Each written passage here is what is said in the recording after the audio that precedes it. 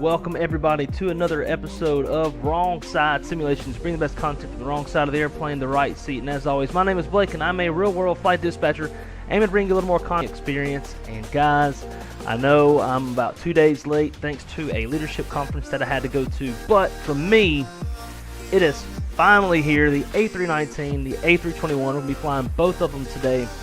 Super excited about it. I have not flown these airplanes at all.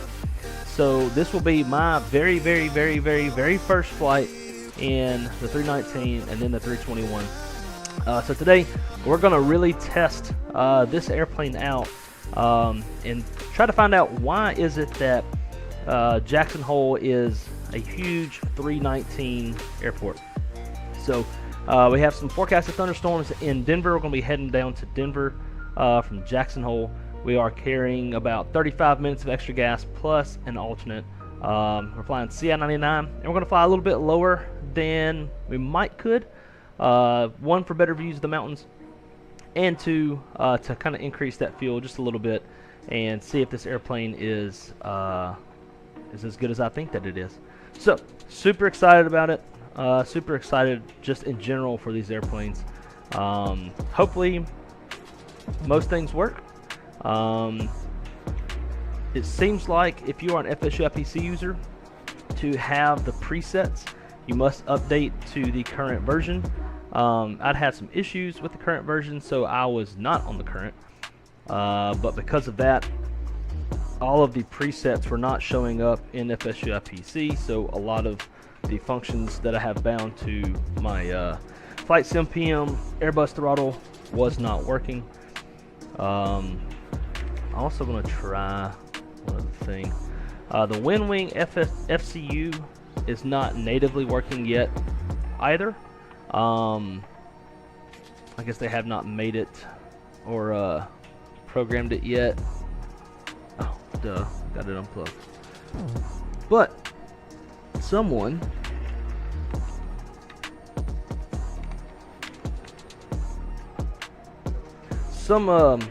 person, as lovely as they are, made a 319, and I'll have to restart this.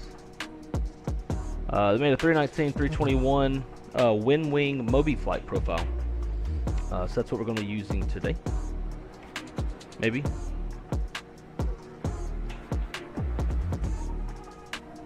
Let's see.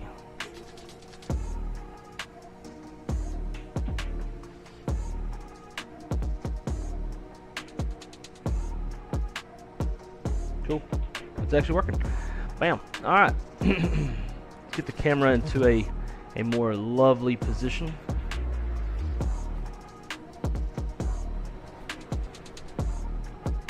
We can watch the passengers board. Hopefully the passengers boarding works correctly. It looks like it will.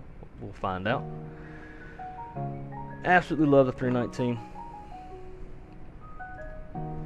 Super excited for this stream. Alright guys, first things first, shout out to all of the channel members, and that's going to be Chase Sawyer, Owls, Dustin, D-Champ, Zippy Zapple, FO, Pilot Death, Callie Simmer, Andy Ivy, Jay Foot, Jake Queen, Josh Sioux Falls, AJJ, Marco, Zach Hamilton, Captain Shack, Image Seeker, Wes, Captain McGee, Pilot Porter, Plain Nuts, Ron FX, Morgus, Will H, Captain Zimp, Skyfall, Del Aviator, Lightspeed, and JR3000. Huge shout out to all those guys. Thank you so much for the continued support. Love you all to death. Now over to the chalk. Captain Colorado. Looks like he might be providing some ATC for us. We do have our flight plan file. We do need to connect to the network.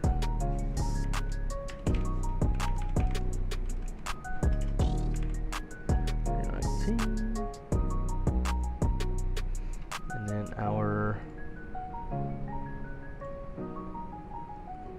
cell call is HR Bravo Kilo.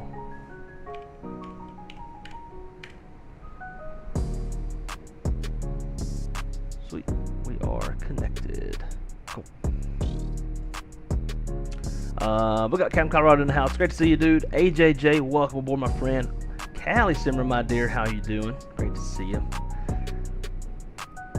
Gray, shirts in the house. What's up, Gray? And Captain McGee, oh, another person streaming the Fenix 19 and 21. Haha, just kidding. Yeah, I mean, I always want to stream like on release day for that reason, because any big airplane's going to get worn out really, really quick. I think we all get release airplane fatigue. So I wanted to be on top of it, but as soon as I stepped foot on the train to head down to Lauderdale for my leadership conference, it released. I was like, of fucking course. Red Eye 737's in the house. Great to see you, dude. Mick Sesh, great to see you, my friend. I appreciate it, dude. Love what you do, brother. I greatly do appreciate that. Thank you so much for the very nice comment. Mo Aviator, great to see you, dude. D1, yo, I dropped off an exchange student Gate 1 here in 1989. Oh, wow. Yeah, Jackson Hole is a bucket list place for me. I really, really, really want to go to Jackson Hole one day in my life. I was hoping to try to make that happen this year, but now with what's going on with our dog and having limited time with her, that's not going to be happening. Load up on ground. Oh, thanks, dude. Appreciate that. Wes, my man. Wrong Side finally gets to fly the 19 and 21. Yep, finally. Megezi, my dear, how's it going? Great to see you. Welcome aboard. Staying too darn busy. Ain't we all? I hate how busy I get, but it's what makes life go round. All right, let's get this sucker going. As you can see, 319. Gotta love it. Can't wait for GSX to get the seated passengers going on this airplane.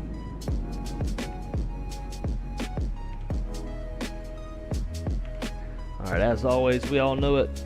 Crew supply, ground control, CBR test. Switch it over to Captain, ADIRS 1, 2, and 3. Get this over to status. Go to ADIRS number 3. Nav's already on. No smoking. On the emergency exit lights.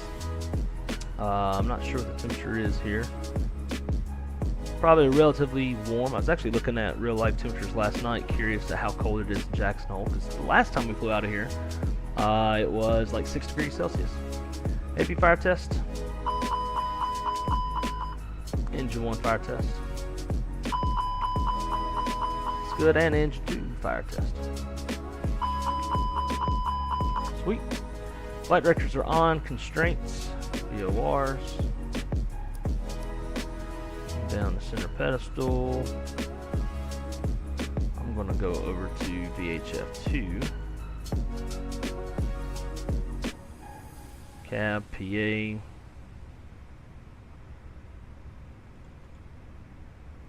The ground clutter suppression to auto and transponder to auto. Go all on the TCAS.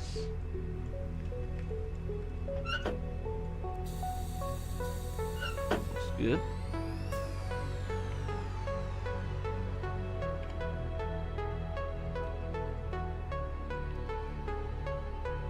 Alright, so I'm going to be using my external iPad for the EFB.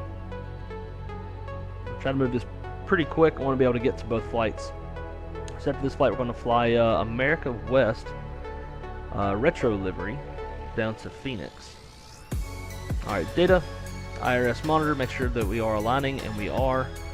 Over to AC status, make sure our nav database is current, 8th of August to 4th of September, that's current. And then the last thing I want to check is, not that one, GPS position monitor. Our reference point is north 43, 36, and then west 110, 44. Perfect. Alright, over to a net data request.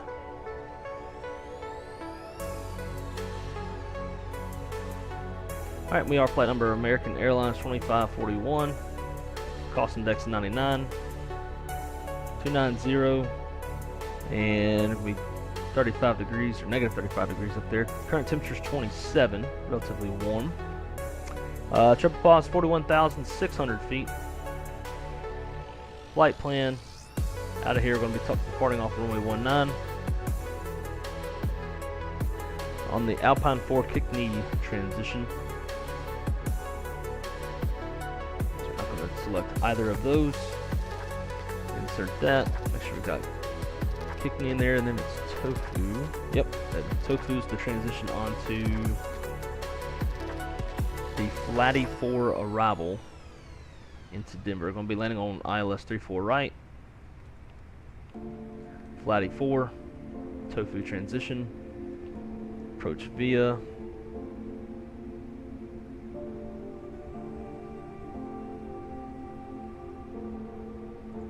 thinking Teller. Is B free one? Yeah, let's do B free. Insert that. Look for any discontinuities.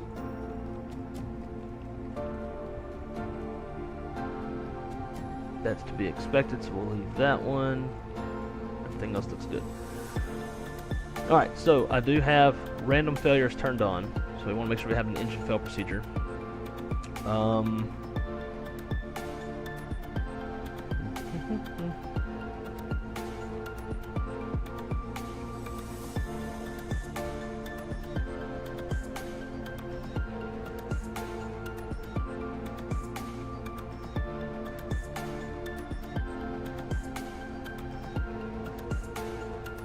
So we're going to do Idaho Falls. I don't know if I'd want to come back here on one engine as heavy as we are. So we're going to do K-Jack, K, IDA, AAL, 2541, cost index 99. Shall we do 0 so we can maximize our climb rate. Flight level 160, 7, 41600. Secondary, Jackson Hole, departure, off 19. No SID, secondary, Idaho Falls, arrival, ILS 21, no star, no VIA. Secondary, now let's get our performance.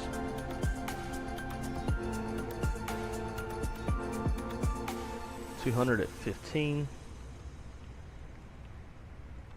Temperature is 29, 3007. Minimums 49.85.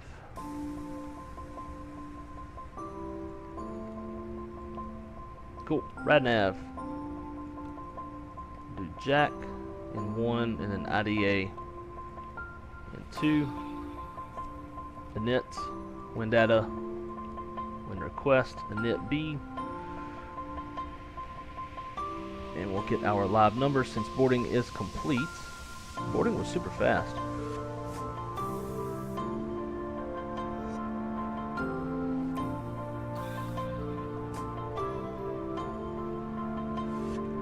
Zero fuel weight's 122.5, but yet it's giving me a zero fuel weight of 99.5 with 13 passengers boarded. That's not right.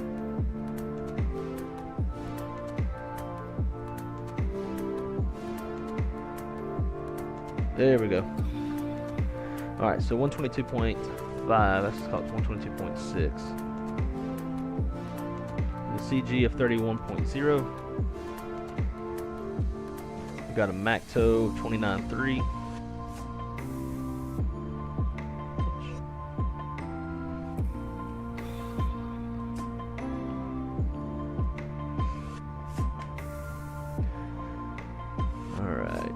Block fuel 16.1, which was also on board. We'll do 0.3 on the taxi fuel. Route reserve 0. Our alternate of Colorado Springs is 2.5.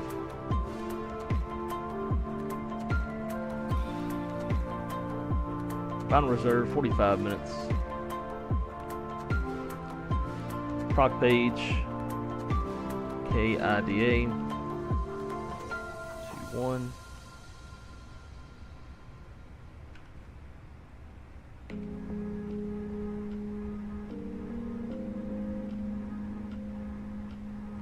Run our takeoff perf Non-dry, flap config, optimal, force toga, yes. Any ice off, packs off. Calculates. Once a flaps 1, I'm going to do a flaps 2. Send that to McDo.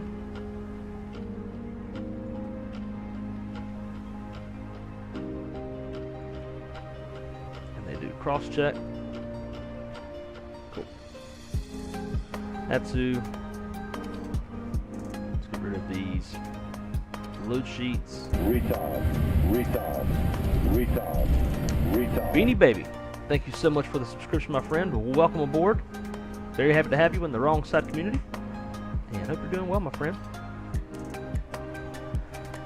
Alright, so that's all taken care of. GPS primary, that is good to go.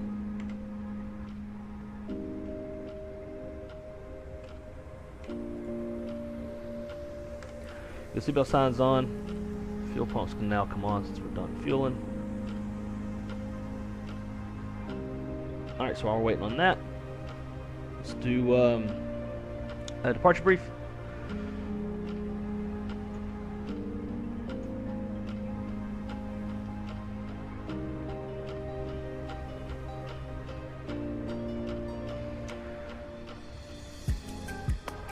Alright, so it's going to be a right seat takeoff. Aircraft type is a 319 for tail strike avoidance. We have no MELs, no CDLs. That should give me...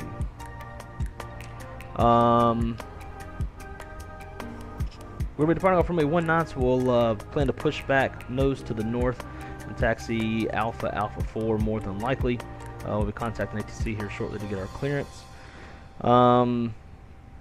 It'll be standard abort procedures. Actually, it's going to be a 2-engine taxi. Standard abort procedures below 80 knots.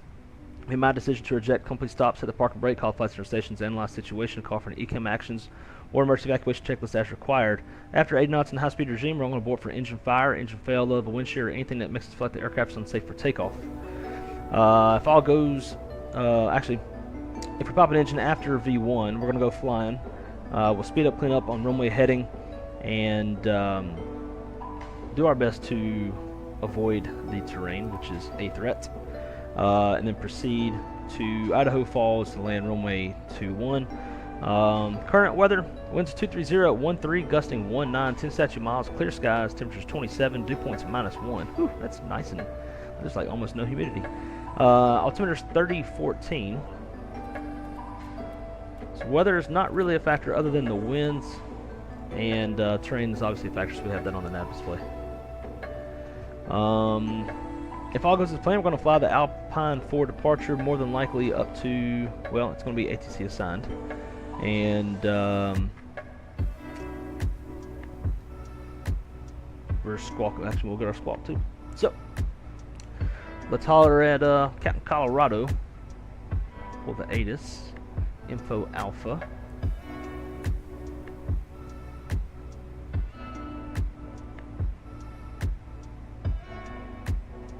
All right, 24:55.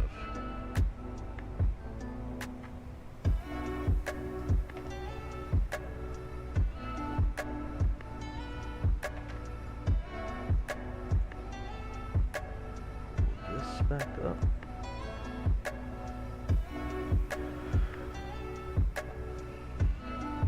Let's see. And good afternoon, Captain Colorado. I mean Jackson Ground, American 2541, looking for IFR to Denver. American 2541, you're cleared to Denver Airport. See the Alpine 4 departure, KUXIU transition, finance filed. Maintain 15,000.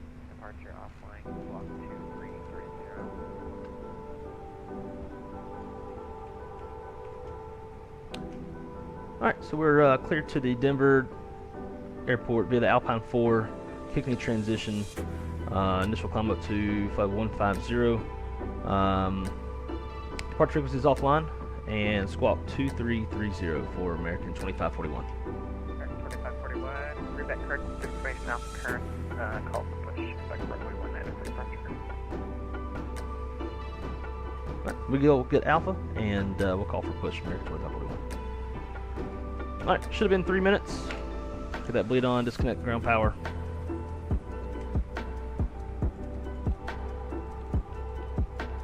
Got that in. Door closed.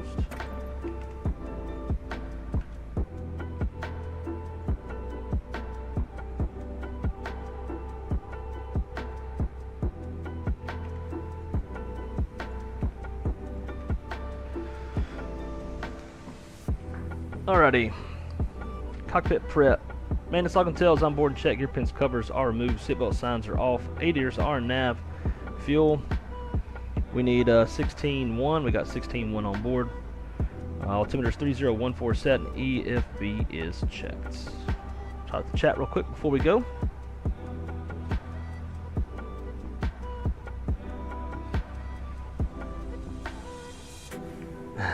V1, what's up, dude? How was the Bogota turn? Do you need to try the Pimax Crystal VR? Tried at XP's house last night. It's real life. Really? Really? I have the Oculus Rift, and I've tried flying the Oculus Rift with this sim, and it's not enjoyable. I have to turn all of the scenery all the way down. Otherwise, I get screen tearing. I still get some screen tearing regardless. It's just not an enjoyable experience. But what you're saying was it was enjoyable. What airplanes did y'all fly? Did y'all fly Fenix, or did y'all like stick with GA, something that's a little less, you know, of a killer on the system? Had some local Colombian treats. Hey, very nice. Megezi, please everyone remember to hit that. Yes, Megezi, thank you. Everybody, if you can, if you have the kindness in your heart, please smash that like button. Greatly, greatly appreciate it.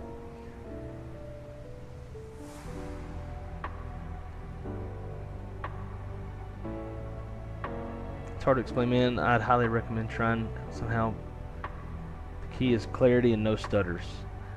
Now, if there is, I would even be fine with the clarity that Oculus Rift has. If there's no stutters, I'd be down. Delta Tango, just saying hi and grabbing a light for you. Dude, I appreciate it, man. Great to see you. Hope you have a great rest of your day. Grey Eagle Sim said 100%. Your rig can do it. VR, it's like you're sitting in the real deal, just waiting for the instructor to turn on the motion. Right? Yeah, I love flying in VR. It's just I've never had a good experience with this sim. It's always, I usually fly it with DCS, and that's where it about ends for me. Rustic, welcome aboard, my friend. Benny, Baby Prod, thank you so much again for the subscription. November 3, 2305, Echo Romeo, radio check. Flying from JFK to DCA to Philly, and maybe to go. Hell yeah, there you go. Get those reps in, my friend. Fires, great to see you, dude. Welcome aboard. What about OEBs? What's OEB? Never heard of that. Missed the beginning. Is this the newer Jack from Dreamflight? It is. I bought the Axonos a few months ago and was disappointed. Normally don't repurchase an airport. Yes, I would 100% repurchase the airport. It is like leaps and bounds over. Flight Force, dude, what's going on, my friend? Great to see you. Been a minute. Tested out the 7.3. No, not yet. I mean, I've tested it, but I haven't done like an actual flight with it. I got one little issue I've got to get resolved with Flight Sim PM, but it's going to require some more testing on my end. And then these airplanes came out, so I haven't gotten to it yet. Geo, what's up, dude? Tried Fenix, PMG 737, 777. Oh, wow. Okay. Now you got my attention. It was awesome, dude. I'm at the. I got to find a way to test it out. Hey, Ronson, by the way, didn't know if you were aware or not, but FLX Takeoff isn't working with the 319s. Did not know. Thank you for letting me know. We are, fortunately, in Toga. He had turned down the sim settings, but the cockpit was legit like sitting in the real thing. Alright, well, coming from you, it says a little something. In love with 319? I have a feeling I'm about to be. Y'all are, like, this is about to be my very, very, very first flight in the 319 and 321 on the next flight.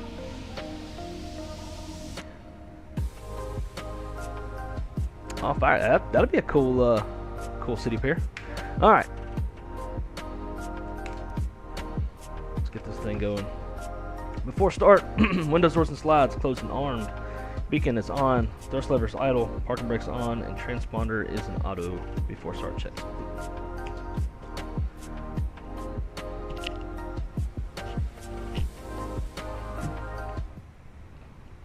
November 2305 Echo Romeo is at General Aviation ramps, and we would like to taxi and remain in local traffic pattern with information alpha. November 2305 Echo Romeo. Let's get him turned up. Jac-Den ground. Thanks for Alpha, runway 19er, taxi via Alpha. Taxi to runway 19er via Alpha, November 2305 Echo Romeo. So you can see where we're at. And Jackson Hole ground, American 2541, gate 5, information Alpha, ready for push and start. American 2541, thanks for Alpha. Your push start approved.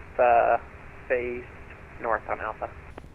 We'll face north on Alpha, American 2541. And November 2305 Echo Romeo, squawk 4222. Hopefully we don't end up blocking somebody. Come on, controller. Squawk 4222, November 2305 Echo Romeo.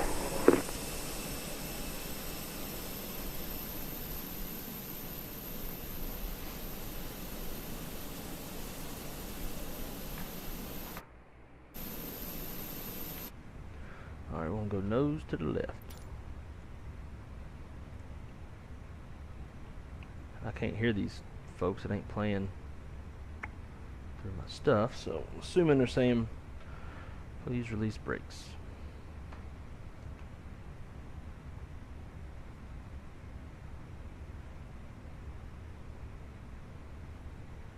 Or maybe not. Oh, there we go. Sweet. Yeah, I get priority. November 2305 Echo Romeo, hold your position. Hold position, November 2305 Echo Romeo. Alright, rolling one.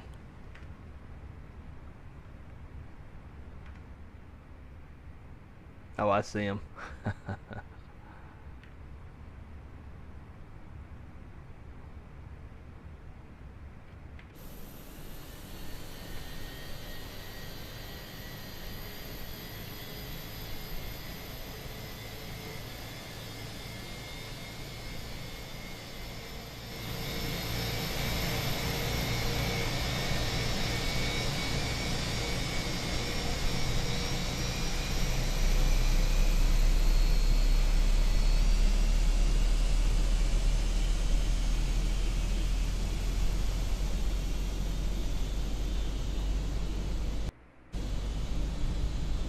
Fucking PlayStation cable.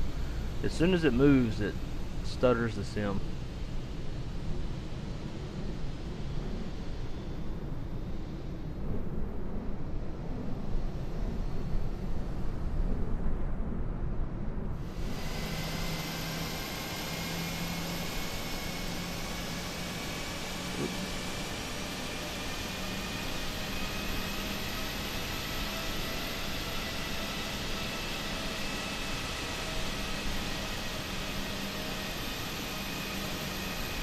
Number 2305 Echo Romeo, continue your taxi runway 19er via Alpha.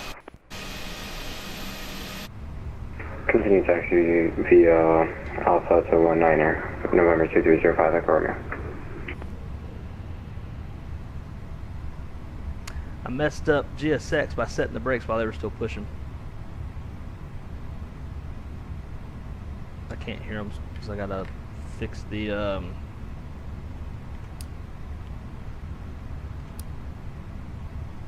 audio.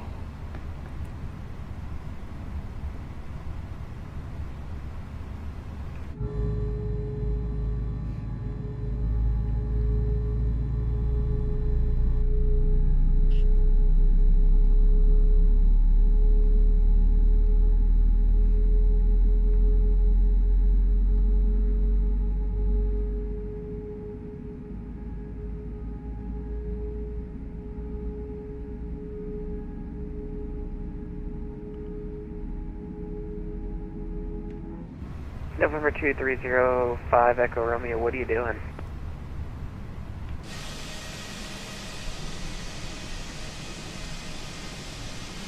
It shows on me for that he's kind of on the right side, and I'm trying to go like around it, so that's why I'm going on the left side. November 2305 Echo Romeo. Yep, 2305 Echo Romeo, that's not how that works. You have to hold behind him. Oh, sorry. November 2305 Echo Romeo. Alright, start.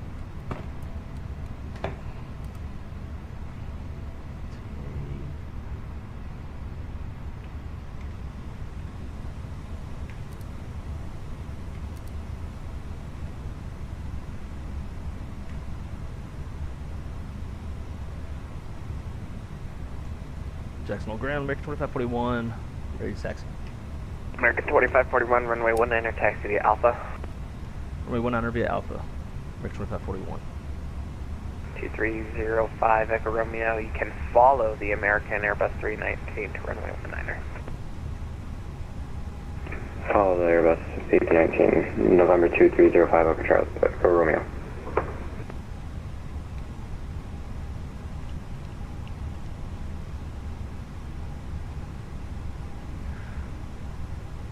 Alright, mini brief. Gross weight's 138.6, flaps config 2, fuel 16,000, V1's 126, V2's 130A, V1. This will climb up to 15,000 on the Alpine 4. And our first fix is kick knee. Flight controls check.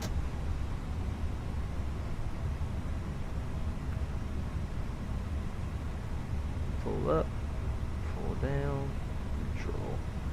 Full left, full right, neutral, rudder, full left, full right, neutral. Flight controls checks is complete.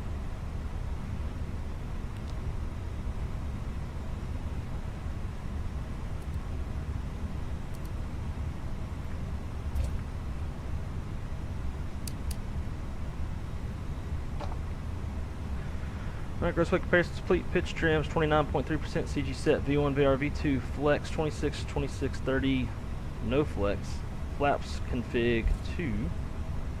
Flight controls checked. ECM memo takeoff all green. ECM status is checked. Dude talking. ECM status checked. Predictive wishers on auto. TCAT scope set. TRA. Chem crews advised. Mini brief is complete. Yellow.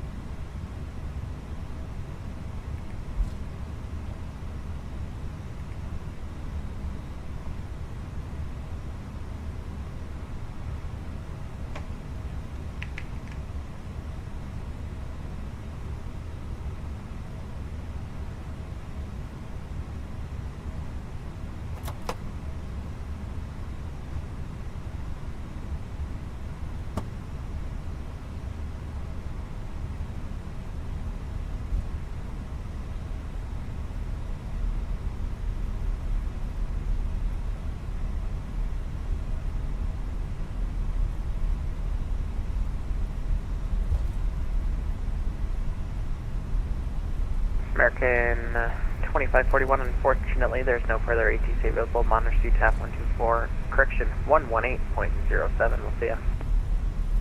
118.07, we'll see ya, thanks for the ground. Make 2541.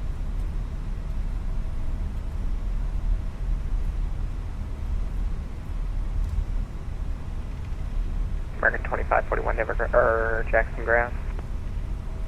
Go ahead.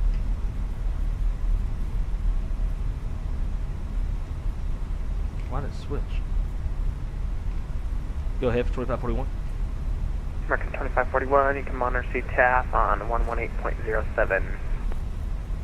118.07 for American 2541. Sorry, when I switched off from the flight attendants talking to me, it went back to VHF1. No problem.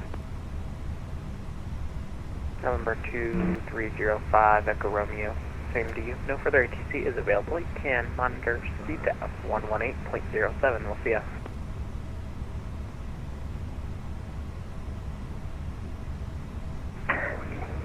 Monitor CTAP on 1. Jacksonville traffic. American 2541 is going to be departing Runway 19 on the Alpine 4 departure, exiting the airspace to the southeast. Jacksonville. Alright, lineup checklist. Takeoff runway. Runway 19 is confirmed. Fuel. We've got a min of 14.6. We got 15.9 on board. Engine mode selectors normal. Bleed packs. Our sets.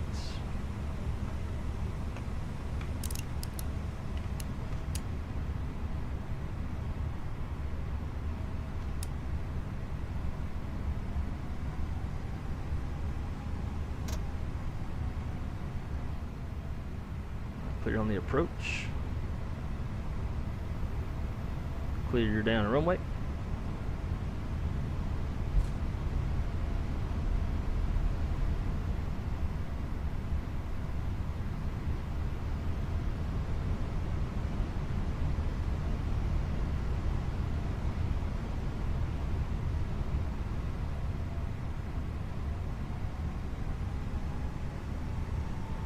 Alright guys, we'll see y'all in the air. Leave those sounds cranked up.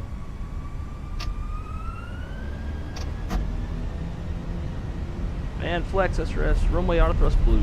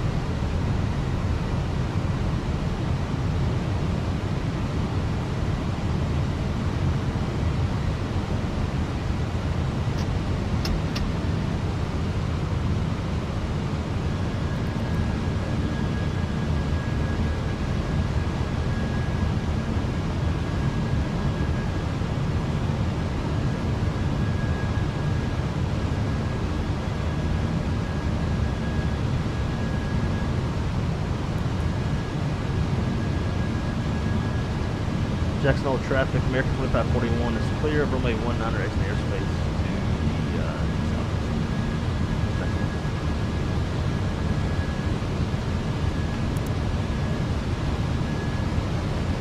Getting too many damn buttons.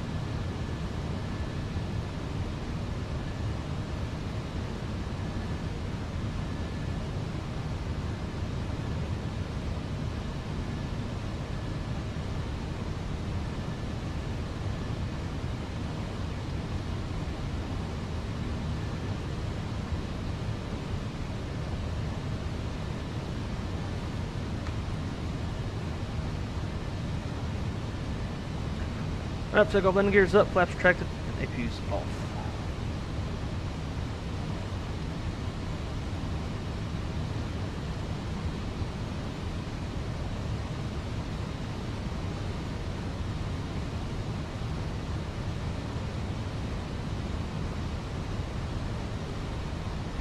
Jacksonville traffic, Cessna 50 Victor taxiing to active runway.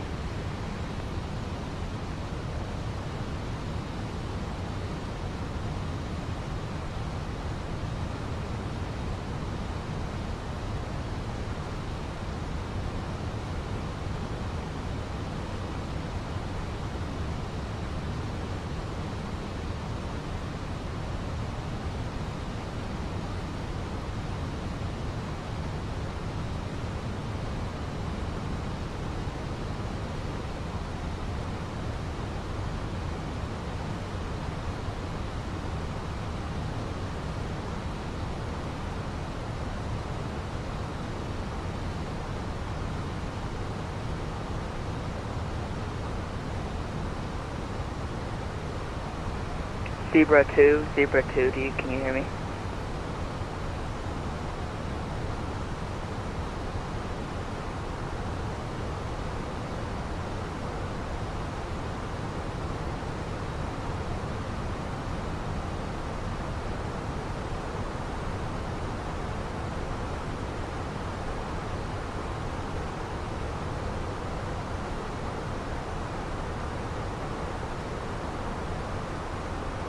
Alright, let's go autopilot 2. Keep the climb going up to our... Actually, before we keep that climb going...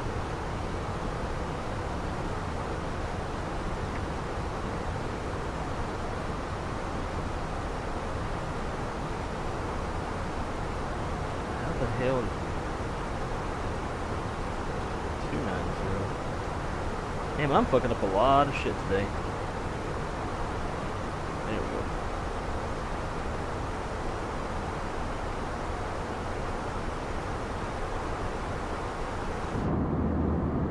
Alright, well, that was terrible. So, a couple explanations. Earlier, before we started the stream, I'd unplugged and replugged in the throttle, and for whatever reason, the flaps went to 2. I guess I didn't catch it or see it, so that's why the flaps were coming up whenever we started engines, because I then brought it up. Then also, for this video who saw, like, a lot of the lights were off when I looked up during the timeout. That was because I was trying to hit, once you rotate off the runway, gear up, disarm the spoilers, and then runway turn off light, and those lights come off. And in the middle of trying to hit those buttons that I have bound to those, I hit a lot of other shit. Strobes, beacon, bunch of stuff. So that's what happened there. A little debrief.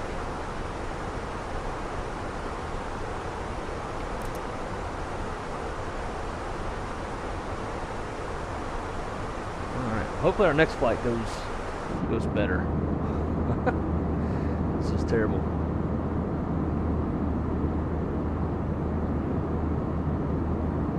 Alright, V1. Sounds good, dude. Enjoy the flight, my friend. Hope it goes smooth.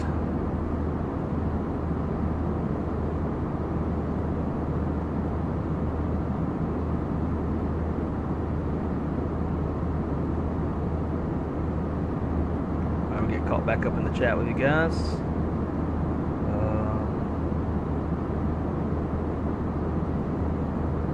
Had an Oculus give me headaches, nausea. It's actually almost too real. When I would look out the window, I would feel my body try to replicate the motion and turn stationary. Threw me off. Cross me cloud during engine start.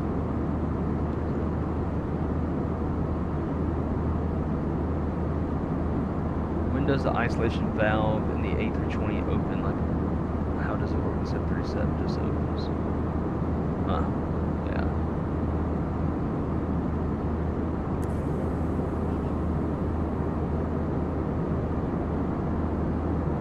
It's always a good thing to hear from ATC.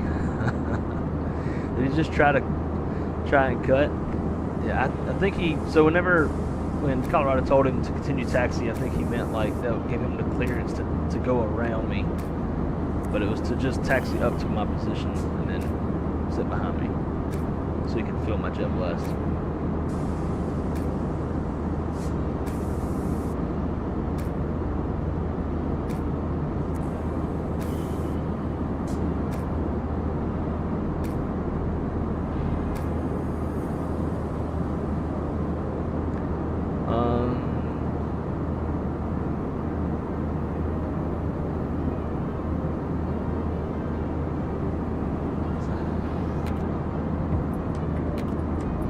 Must be talking about In-N-Out Burger.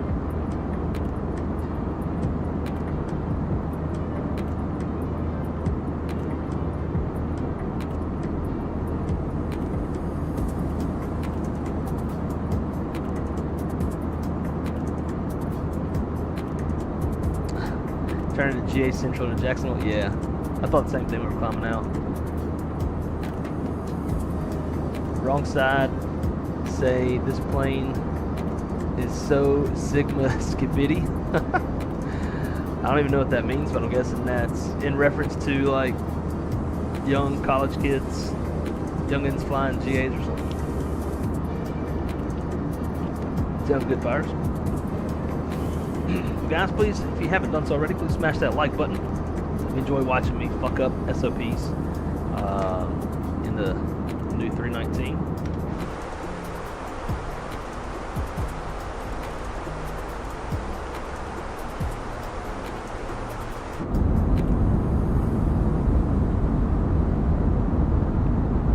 And if you enjoy the 319 and the 321 yourself, smash that like button.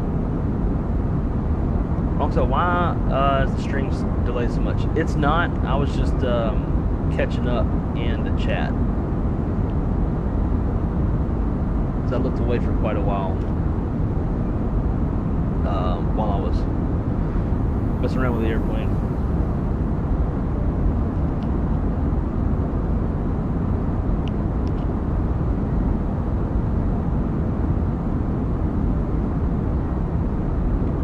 God dang it, I was afraid I did that.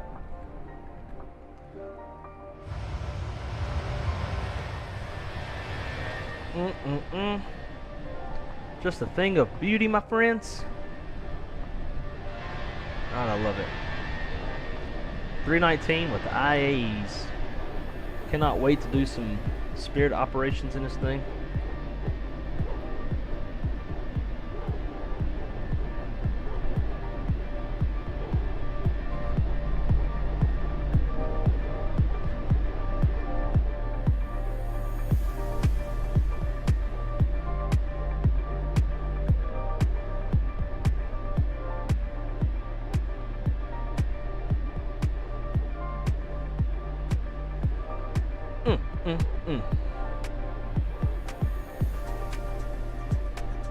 He's a little special, leave him alone. I am definitely a little special. And I read slow. And I am slow. Oh, he used to be a lot, so I'm asking. Like, I would look at Valanta, and you would be somewhere else. Oh, maybe it is a little bit behind. Maybe like 20-30 seconds. Oh, dude, I know you're kidding. But you'll never offend me by telling me I'm slow, because I already know I'm slow. So, can't hurt my feelings. But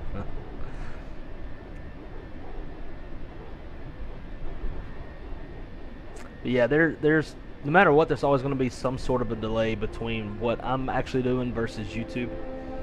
And there's going to be even more of a delay with me in the chat at all times because I'm just slow.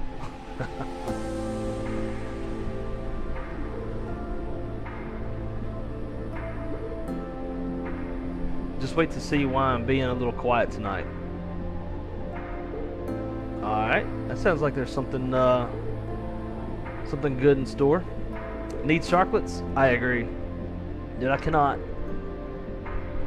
Like this airplane, I think our emotions will finally be complete when we finally have sharklets. More so on the 320 and the 321, especially the 321. Nobody even, I won't say nobody. I don't really care to fly the 321 much with wingtip fences. But once we get some sharklets on that bitch, oh man, it might be one of my favorites. Might be. When I first started at Spirit, we had two of the 321s. I believe they were both in the silver pixel livery with wingtip fences. And those sucked ass performance. It didn't take very long by the time I got there for us to get rid of them and only have sharklets on the 321s. But all of our 319s have wingtip fences.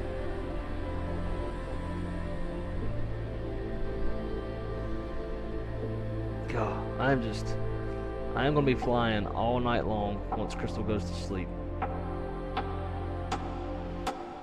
I don't know what I'm going to fly, but I'm going to be flying. I know what airplanes I'm going to fly, but I don't know what airline I'm going to fly.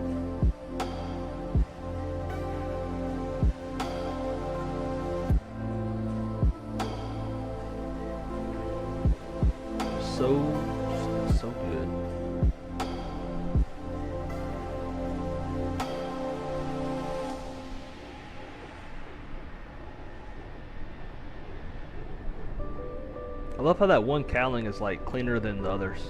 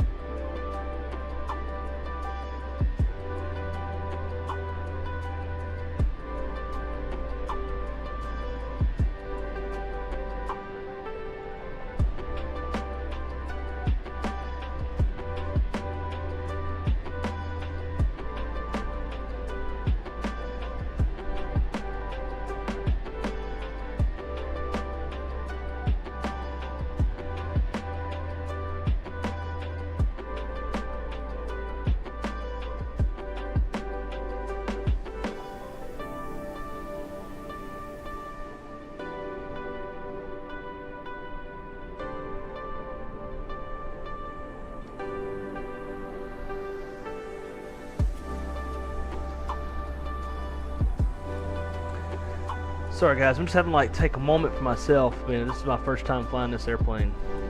Just take in the views.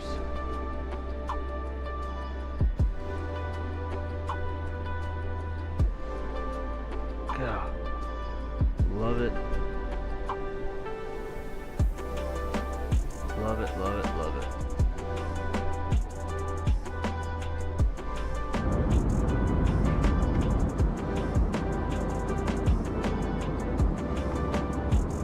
Alright, let's see what fire sent.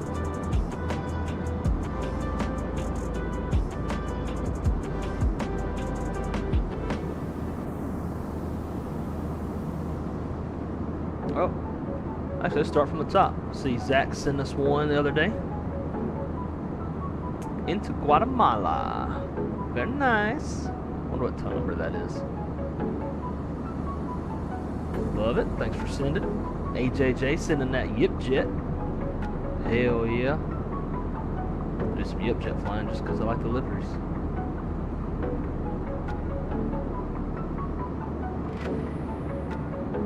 That's an epic shot.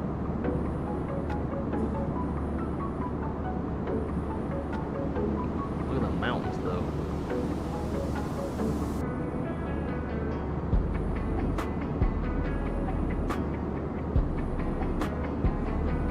Only problem with that airplane, CFM engines.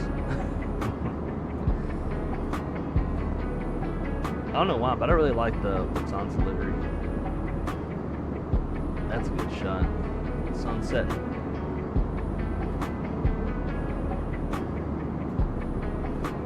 Awesome.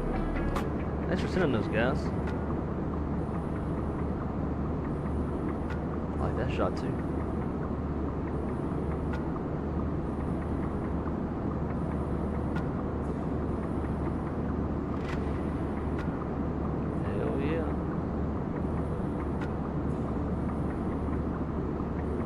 Love it.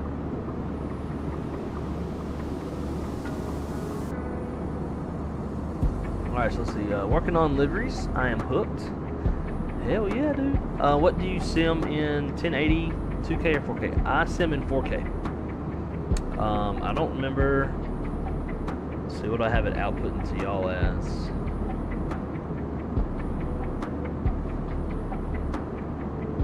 I have it output to you guys at 25, so I'm streaming in 3840 by 2160 and output to y'all at 2560 by 1440.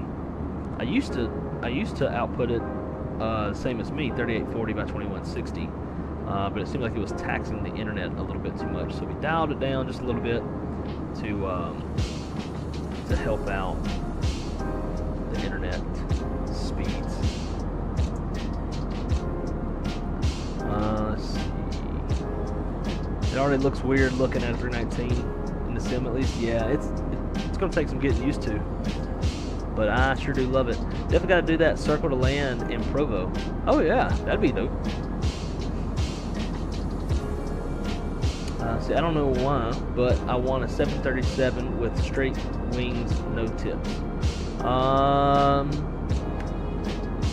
Check. I think I think there is that in the 900 and the 600. I think. Don't mark my words, but I think there is. Enrique, love your streams. Are you an in or an IRL pilot? I am not. I'm a manager of flight dispatch at an all Airbus airline. So I get the jump seat. I get access to all of the manuals that describe the flows, the checklists, and all that kind of stuff. Disclaimer, I don't do the checklists 100% accurate because the checklist is kind of more of obviously you need like 2 people thing, so I just do it in the kind of challenge and what's it called? Challenge and respond both to myself, and then like doing it the typical way. The alright, checklist complete. But yeah, so I'm not a real life pilot, but I do get access to the real life stuff, which allows me to come to this, put it into practice, and try to at least look like I know what I'm doing. And then take the knowledge that I learned here and take it to work as a dispatcher and a dispatch manager, and help my dispatchers out, especially in times where if there's certain issues that require inputs into the airplane, dispatchers may not know the different pages of the McDo, stuff of that nature.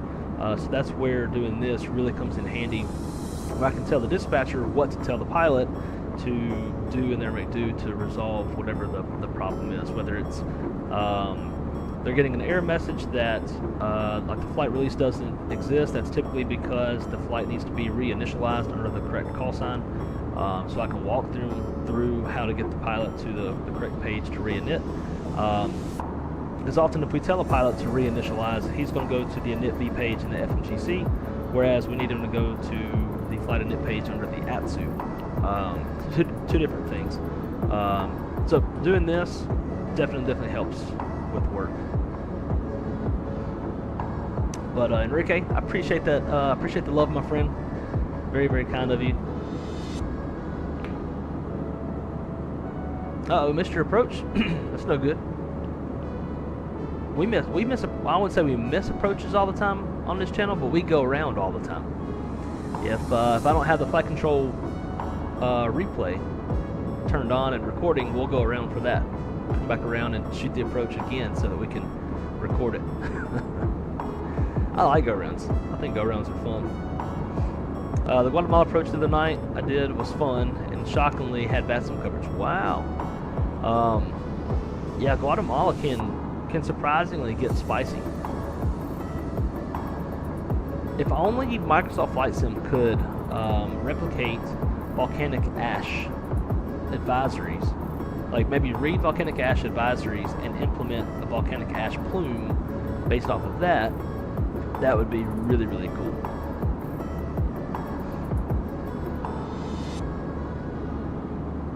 Skyview Corfu, baby.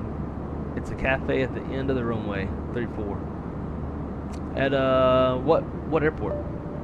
Corfu? That's an airport, right? Corfu.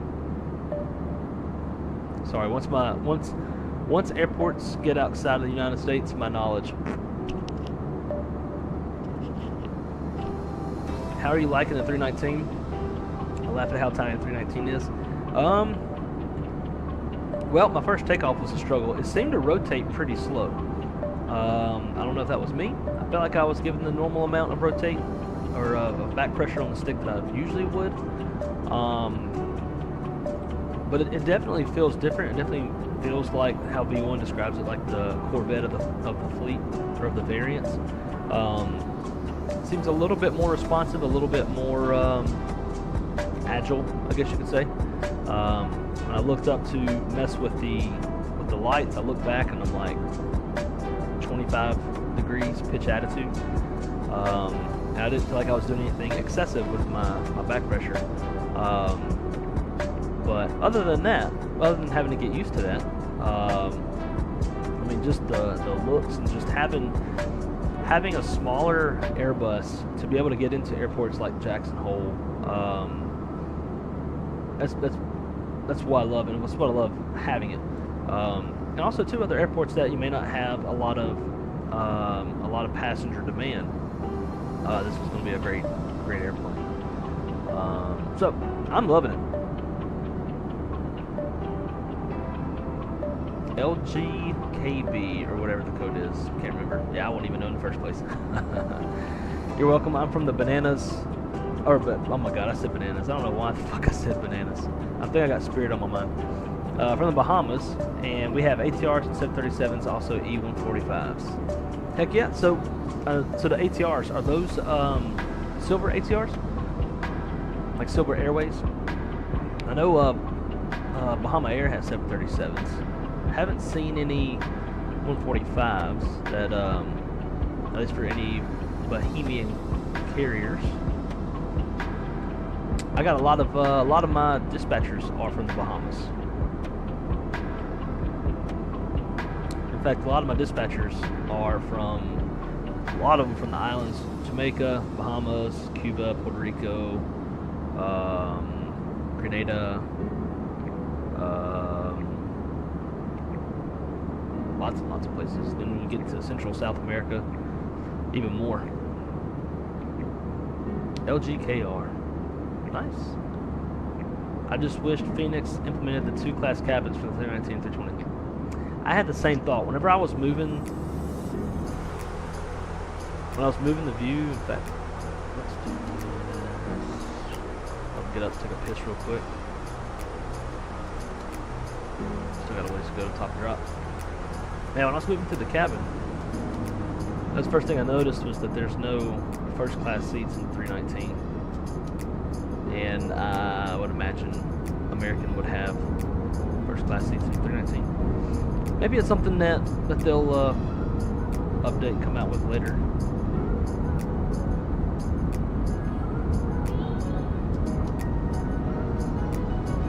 It'd be nice, just for just for realism and immersion.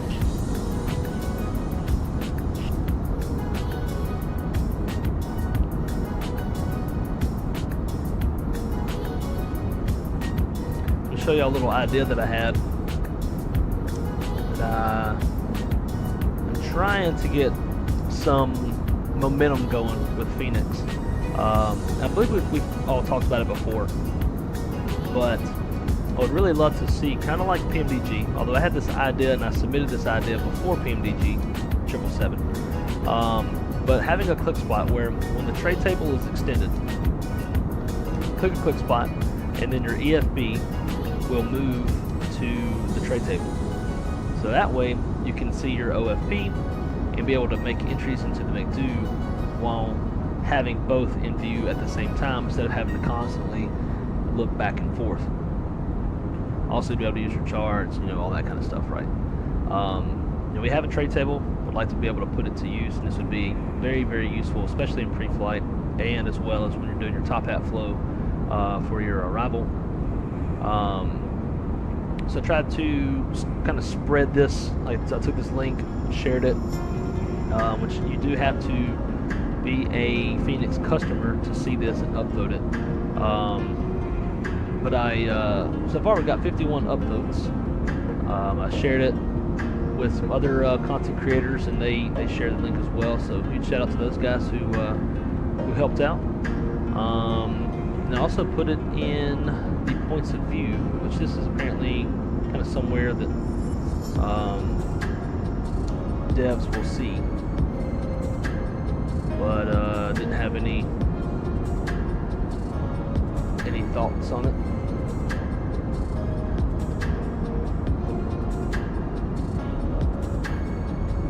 I wonder if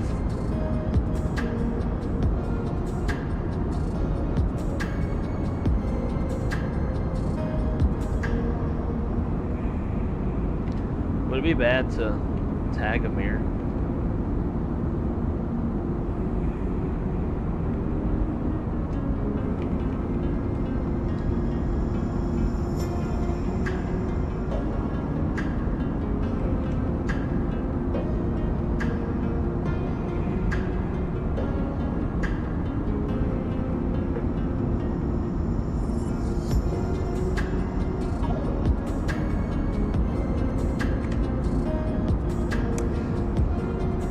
Hopefully don't get mad at me. It's a worthy endeavor though, I believe.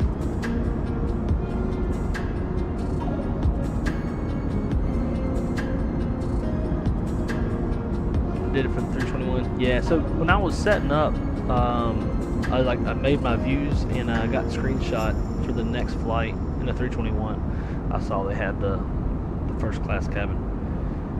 And then I kind of got excited, and then when I loaded this one up, it didn't have a first class cabin, and I was like, sad face.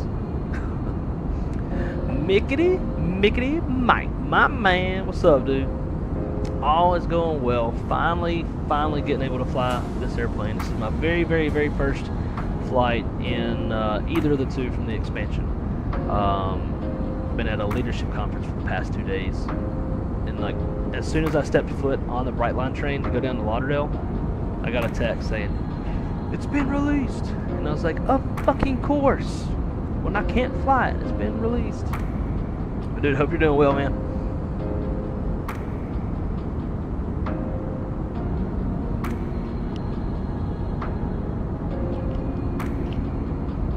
Bahamas Air has 600 series, and Western Air, another local carrier, flies. Oh, okay. I don't think I've ever heard of Western Air. Do they fly the 145s to Lauderdale by chance? I've seen Bahamas Air in Lauderdale. I used to commute to Lauderdale for work, sleep in a crash pad next to the airport, so I saw Bahamas Air all the time.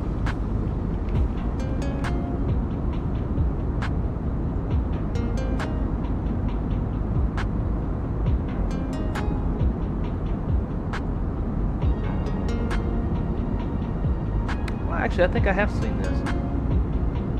And you know, like, if I looked at this airplane and just looking at the logo and the font, especially like this logo, I would think this is an airline like in Wyoming or Colorado or Montana. Like, I would legit think Western. Like, it looks like Cowboy United States Western. And look at that, they even got the logos on the seats. That's pretty good.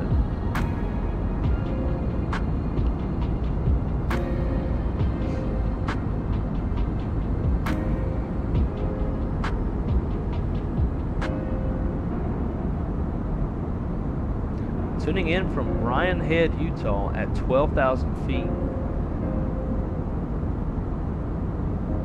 I can't believe the release happened while I'm on vacation. See, that's the way it goes. Be home Friday though, so we're doing a long haul stream. Hell yeah, man. Yeah, that's awesome. So what's in Bryan Head? Never heard of that place. About to look it up because I'm going to be in Utah in December, going to Park City. Holy shit. This place got an airport? Bro. Are you like, what are you doing out there? Are you hiking? Like, what's to do at this place? Oh, it's next to Cedar City. Okay. I have driven through here. Or not through it, but like near it. When we, like very close. I've driven through Dixie National Forest.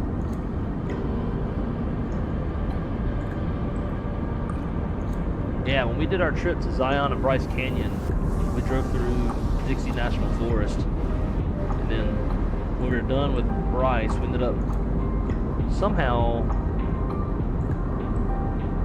I think we may have gone down 89 to this road to I-15 and then went to Vegas. So I already know it's got to be beautiful out there. Look at this shit.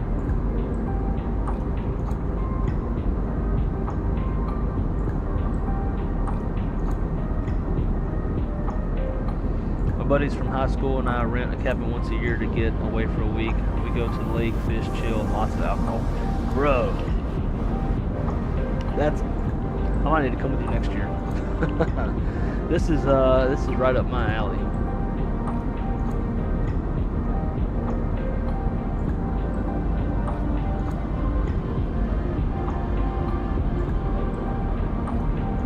Awesome. Look at this. Where's that picture at? Look at that. The contrasting colors. It's just, And this is why I always fly into places like Jackson Hole and Salt Lake, like mountainous areas, there's just so much to look at, and it's just so damn pretty. Even in the sim, I cannot wait to see what 2024 looks like. Dude, that's awesome, man. I am jelly. I want to put a house right here. I want a house on like flat prairie land that backs up to mountains. I think that's my dream. And somehow able to get to a beach.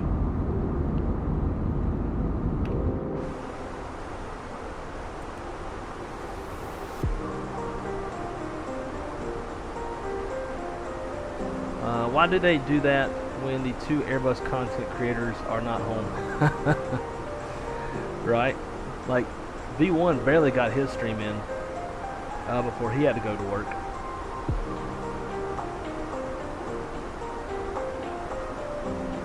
Oh, okay. Well, Enrique, next time I'm in Lauderdale, I'll be watching for them. Do you know if they, by chance, fly into Orlando? I would think I would have seen them if they flew into Orlando, which is where I live and work. Alright guys, we're going to do the top hat flow real quick. Rad nav, we're going to clear these out. Denver. R2 Nat Frog. Hit in. 3-4 right. Perf.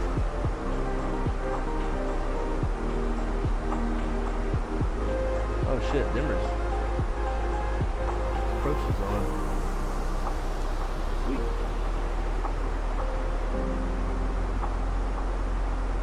Weather's variable at 3 knots, we'll just call it calm. Temperature 34, damn it's hot. 30.09. I wouldn't think it'd be this hot in Denver this time of year. 3-4 rights. 55, 54.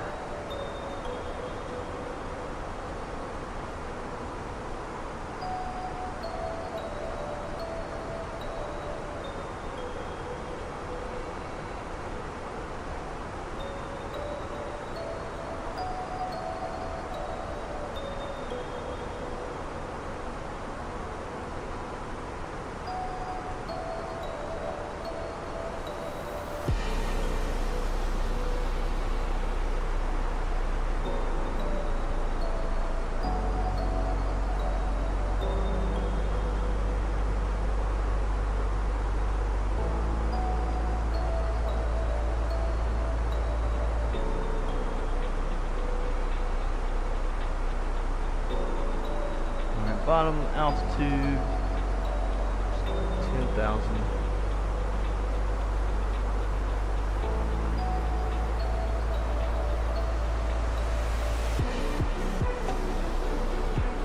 Let's see. Light speed, smoking weed with your mom, Blake 2024. Light speed, what's going on, my friend? Great to see you, dude. Sorry, I'm a little bit behind in the chat. Skiing is my idea of a nightmare. I wouldn't know. I will be trying skiing and snowboarding for the first time in December when I go to Park City. I would always do, I would skimboard at the beach, so I'm not bad on a board in general, but I don't know about a board as skinny as a snowboard, so I'm just gonna find out. What scenery do you have for Denver? I've got the Xcoder. I will admit I have a lot of, if I'm running Xcoder and live traffic at the same time, I have a lot of frame rate issues. If I turn the traffic off, then it's not bad. But with live traffic, it's pretty horrid.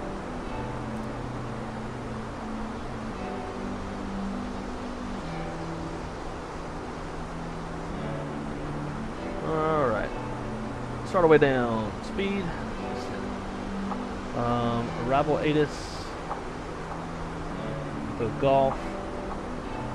Click ILS RNAV or visual. Approach runway 34 right. Runway 35 right.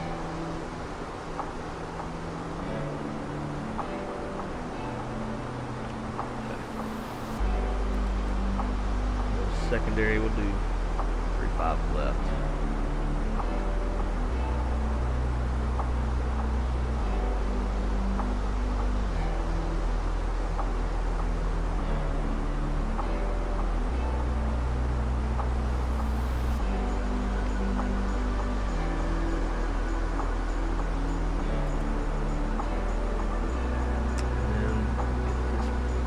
Go approach 20.35.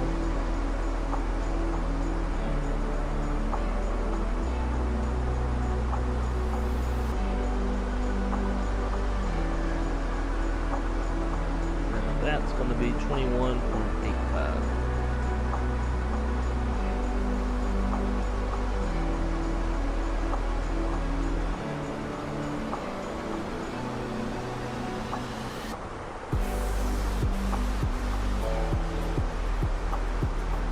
My buddy brought his Polaris Turbo R Razor on this year as well. Jeez Louise.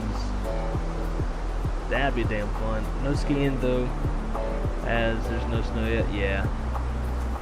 I think ski season officially starts in December. I think it's what Crystal read.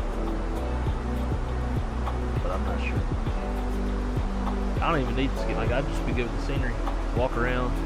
Drink alcohol, drink coffee in the morning.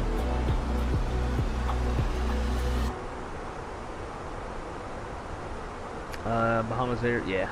Yes, I knew that they came to Orlando. I just didn't know if that Western airline did.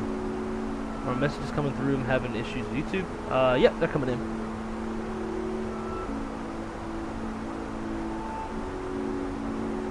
Great shirt, I gotta say, as sacrilegious as it may be. They did a good job on the CFM engine's sounds for 319. Oh, I don't doubt that in the least. I mean, no, honestly, I don't hate, like when I fly the Delta 320 with the CFM engines, like I don't hate it. And with this latest update, before the expansion, like I thought the CFM engine sounded really good with the 320. Like when we did our stream into the brand new Jackson Hole from Minneapolis, I thought it sounded really good.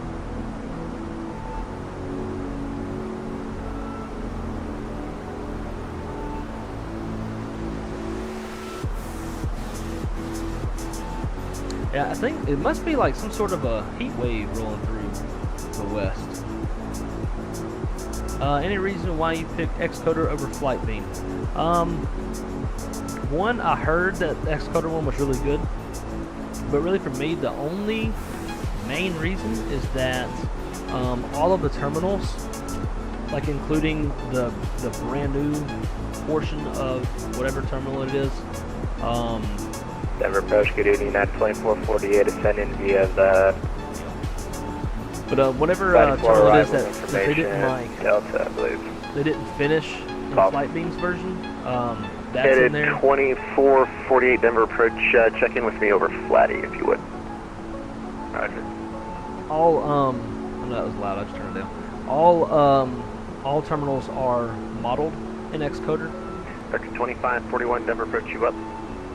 Hey, we are up, American 2541. American 2541 Denver approach, ident please.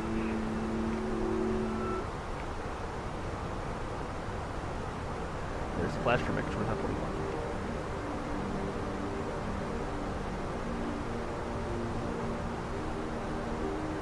American 2541 Denver departure, Denver approach radar contact 35 miles west of the Gill VOR. Denver altimeter 3009, you can expect vectors for the visual approach runway 34 right. Right, 3009, and we'll expect vectors for the visual approach runway 35 right, American 2541. 34 right, 34 right for American 2541. Sorry, yeah, 34 right for American 2541. That's what I had in my head, and I got it in the box. Just didn't come out of my mouth.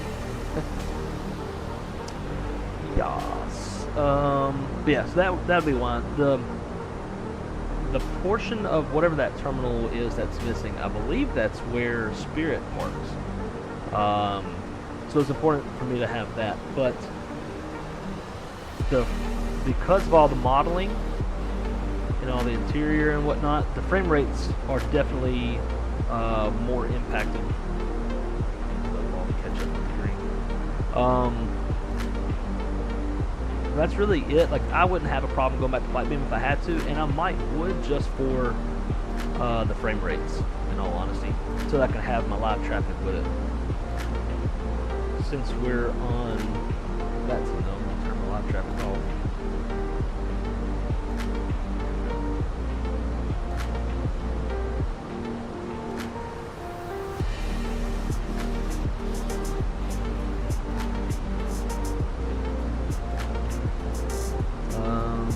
Yeah, it's 778, Denver, approach you up.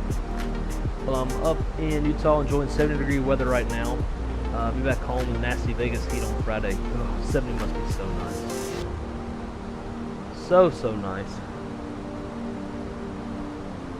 It's in the, I believe it's in the 90s here.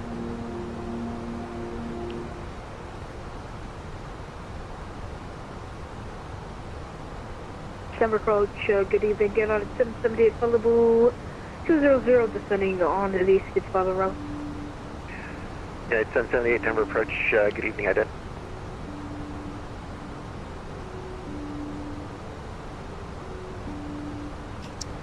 So maybe Mike, I'm checking Discord DMs, but I'm yeah, not. It's 778 Denver approach, radar contact 48 miles southwest of the Mile High DOR. Denver altimeter 3009. You can expect the ILS runway 34 right to Teller. Alright, we'll expect the ILS from a 34 right, so number 3043 by Teller.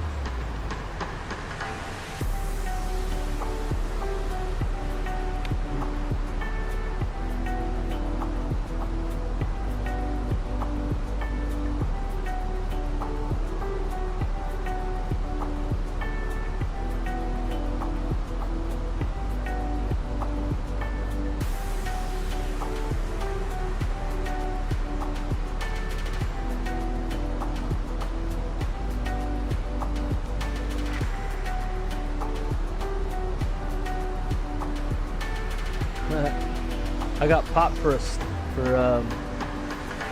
tagging Fenix staffing in their shit. Kind of figured I would.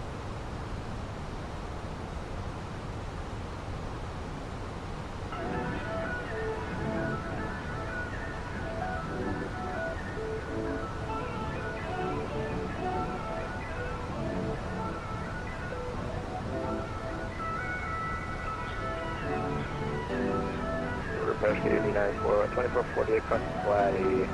So we expect the RNAV to lose the high mom transition. United 2448, squawk 2320 for me real quick.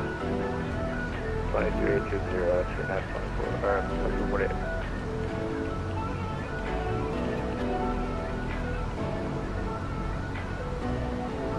Starting up here is horrendous. Yeah, I kind of figured that's probably what it was. They just weren't going through. Yeah, dude, I got them. I just sent you a message back. Fucking jealous. 2448, Denver approach radar contact 5 miles northwest of the Mile High DOR. Denver altimeter 3009. You said you were looking for the ILS or the RNF Zulu 34 right.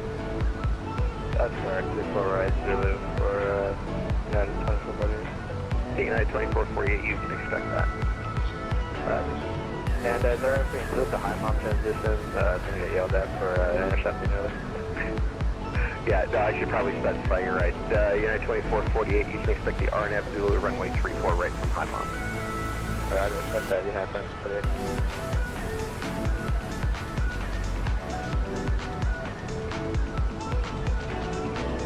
Yeah, it's 778 at Teller, cleared ILS runway 34 right approach.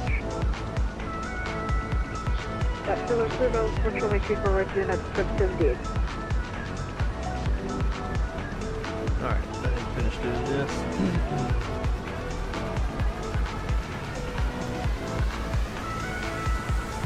range ring. 73. 5 miles. There we go. Got our range ring.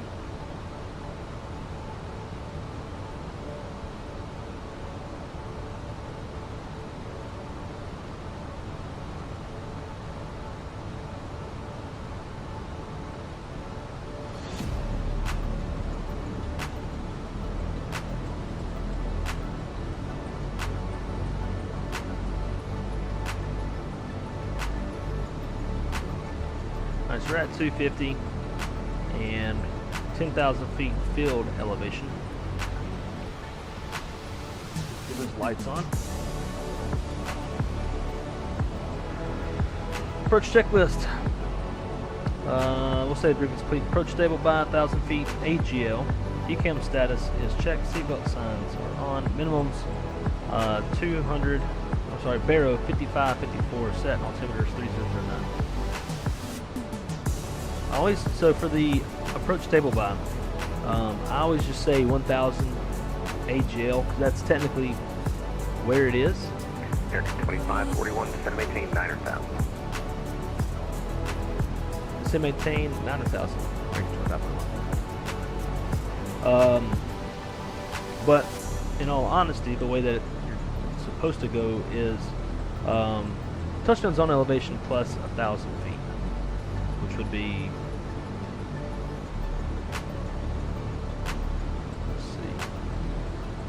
65, Southwest 2149, descending out of flight level 19 2 on the Long's arrival. We're set up for 16 left, but we can change to 34 right. Southwest 2149, Denver, approach it in. Southwest 2149.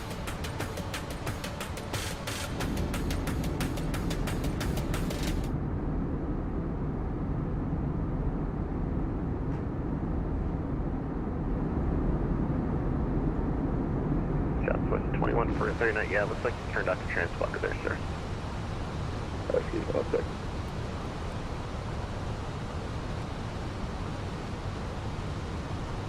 Yeah, you just turned it off again. Sorry about that, hold on. Good news is that's the way that I can identify you. So, Southwest 2149, radar contact squawk 3163 for me, please. Alright, squawk 3163 Southwest 2149. First idle, open descents. Southwest 2149, radar contact 55 miles northwest of the Mile High VOR. Denver altimeter 3009. Denver is landing north. You can expect vectors for the visual approach runway 34 right. Looks like directions to the visual 34 right. We have information call Southwest 2149.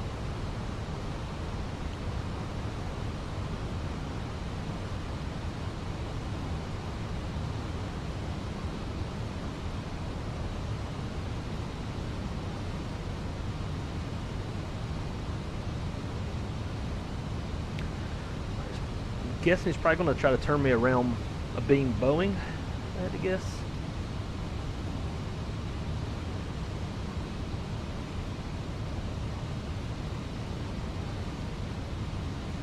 Alright, let's go flaps 1. Speed checks flaps 1. And we'll stow the boards.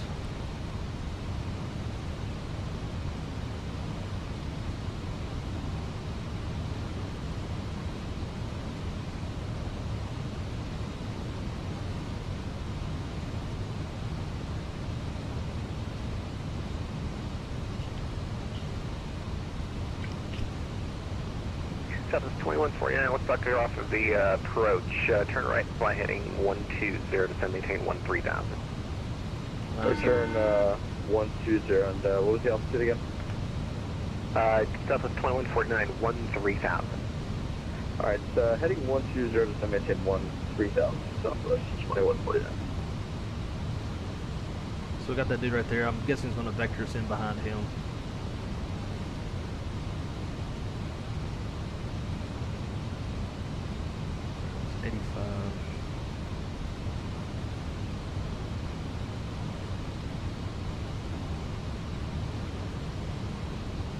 Speed alt star. United 778, maintain 180 knots or greater until 5 mile final, runway 34 right, clear to land. So you're calling United 2448? Negative, United 778, maintain 180 knots or greater until 5 mile final, runway 34 right, clear to land. Yeah, he's squeezing us in. United 778, Denver approach. American 2541, turn left heading 080, descend and maintain 8,000. 080 down to 8,000. We see that traffic on the TCAS. Roger. United 778, Denver approach. United 778, radar contact lost. You go.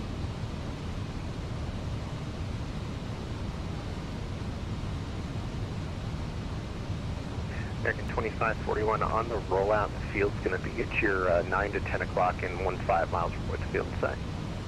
We'll report it in sight. Traffic's back. Roger. United 778, Denver approach, you up? 778, had some mic issues, and I heard 180 knots over 5 mile final, retrieve for right, quick left. Roger. Field in sight for 2541. American 2541, turn left heading 020, maintain 8,000 until established on the final approach course. Cleared visual approach runway 34 right. 020 on the heading. Maintain 8,000 until we intercept the localizer 34 right. What was after that? Just cleared visual approach runway 34 right for American 2541. And clear for the visual 34 right for American 2541. Yeah, 2448, actually, disregard, you're on the RNAV Zulu. Speed off star. Yeah. Alright, so American 2541, maintain 210 knots until advised. maintain 210 until advised. American 2541. Right, flaps 1.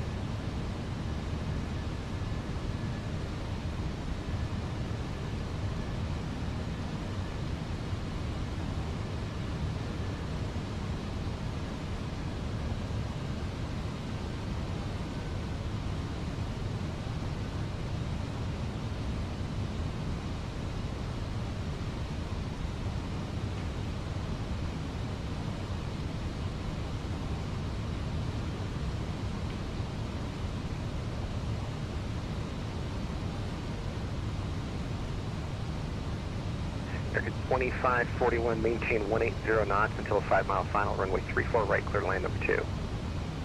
185, clear to land 34 right, number 2. American 2541.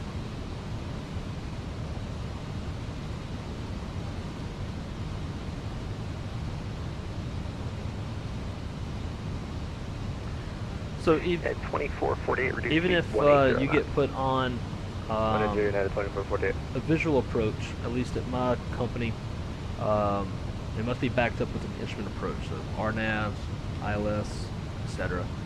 Top of 2149, turn right, heading 170, Always has to be backed descend and maintain 11,000. Or turn 170 to something to maintain 11,000, southwest 2149.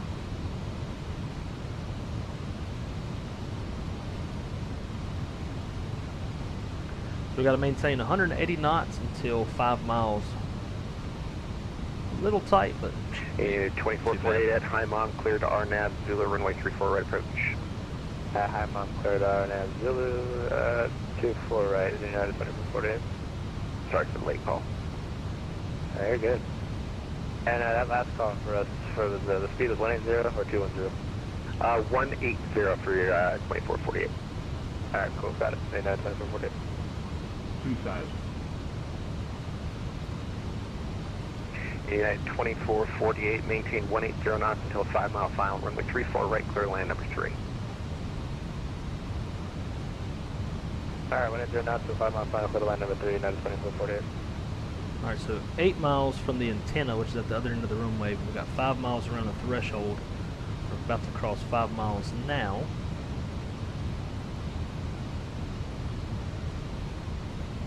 Scenery's loading in. At 778, welcome to Denver, exit right, make a right on Foxtrot, safe, remain this frequency. Right on Foxtrot when able, remain this frequency.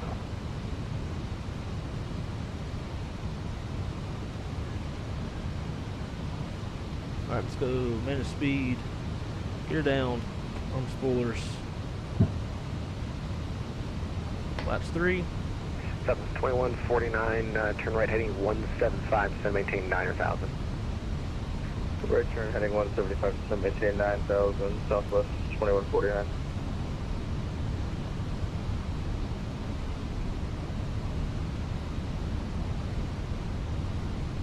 Flaps full. Landing checklist. Cabin crews advised. Auto thrust speed. Auto brakes low. Equipment landing all green. Landing checklist. Alright, we're not on speed. We're at 1,000 feet. Yeah, it's 778 south on Foxtrot, contact ground 121.85, see ya. They are Down to established. Foxtrot 2185 on the ground. Mostly stable. See if we get on speed around threshold.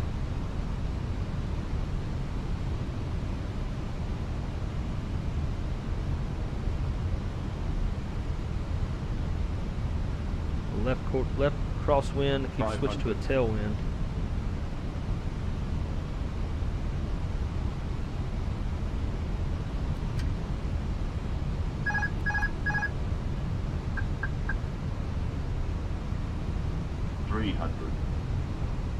Hundred above.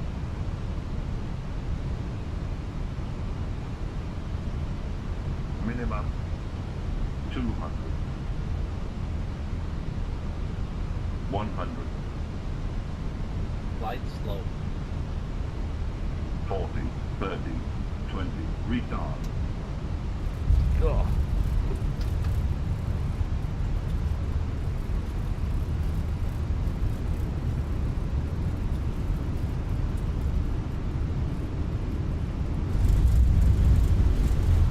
Well, first landing was shit.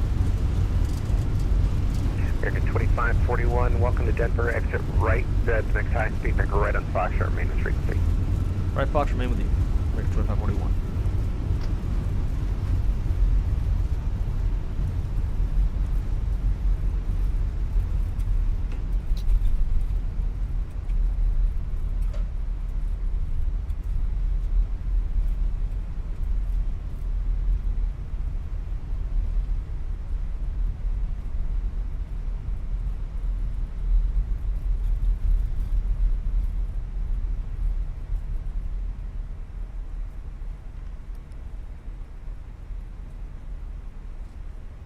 American 2541, south on Foxtrot, contact ground 121.85, see ya.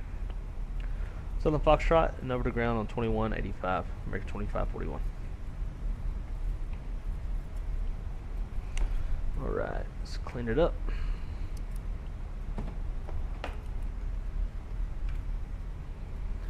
Southwest 2149, turn left heading 080, descend and maintain 8,000. Left turn 080, descend maintain 8,000, Southwest 2149.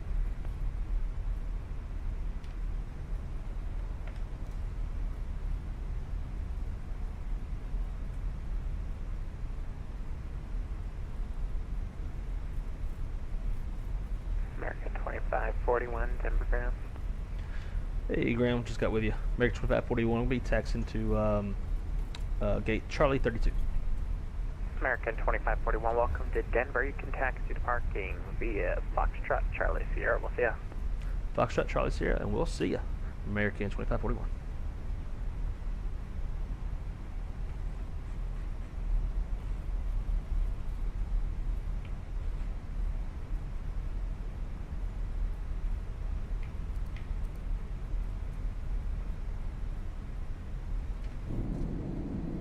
Man, we fucking smoked the ground on that one, boy.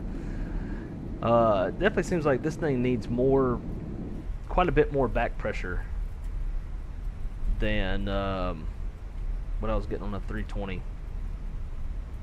Unless I think they changed some things in the flight dynamics or the maybe flare mode. I remember they said they changed something that should feel like a little bit more natural or some shit. I don't know.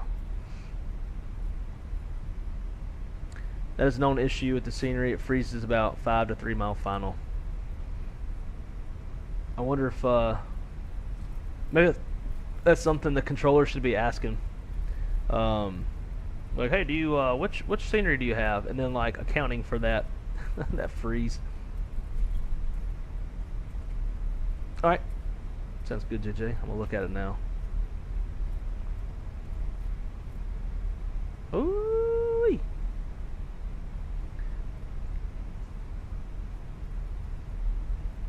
Yes, sir. So, JJ, let me ask you this: when you do this, do you do for both engine types, or do you stick with one engine type?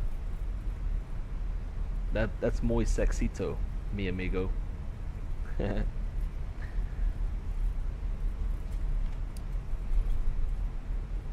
yeah, I gotta restart. Cuddle.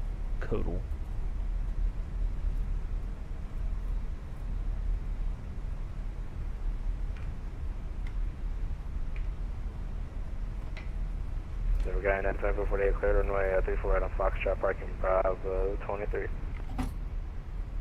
United 2448, say again, sorry, I had to stay my air. Clear 34 right on Foxtrot behind American 319 Bravo 48, Bravo 23. United 2448, Denver ground, welcome you taxi to parking via Foxtrot Bravo, or correction, Foxtrot Charlie Sierra, we'll see ya. Foxtrot Charlie, United 2448.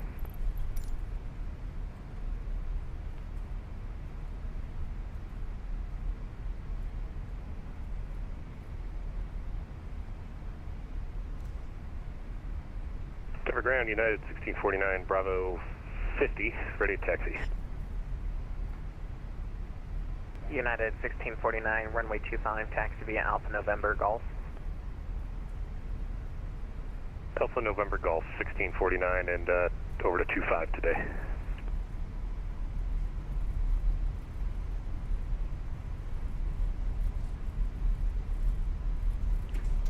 Oh, you alright, Macy? Poor thing, barely, I won't say barely walked, but she has some trouble walking. For those of y'all who may not know, I think we talked about it in the last stream, but we recently found out that Macy, Crystal's dog, which, you okay? I mean, I've been with Crystal for 6 years, so she's like my dog too. She has bone cancer in one of her legs, and United 778, Denver ground. it inevitably will make its way into her lungs. I do apologize, I put the wrong departure frequency. So in she your, has PDC about 2 to 6 months left with us. 120.35. Okay, no problem. 120.35. So anytime she's around walking, you'll probably see me looking around, making sure she's okay, because her leg will give out from under her, and sometimes I gotta go like pick her up off the floor.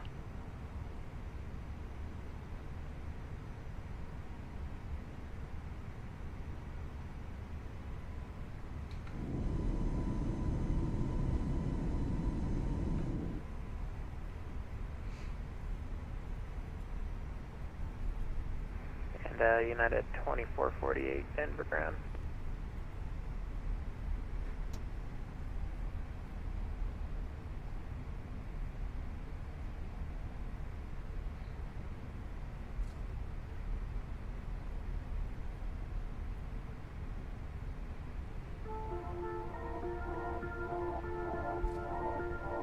United 2448, Denver ground.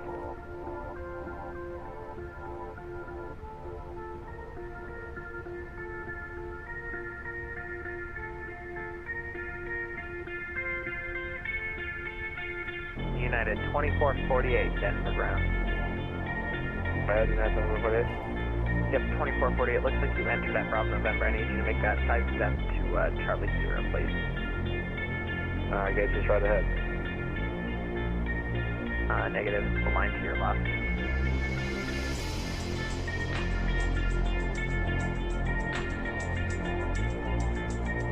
Ground up near Southwest 2149 clear of 34 right down Foxtrot, going to gate Charlie 22. Southwest 2149, welcome to Denver. Denver ground, you can taxi to parking via Foxtrot Charlie Sierra. Foxtrot Charlie Sierra depart Southwest 2149. No, Bravo 22 is actually right ahead of us on the right line. United 2448, I get that, but I need you to taxi Charlie Sierra, not Bravo November.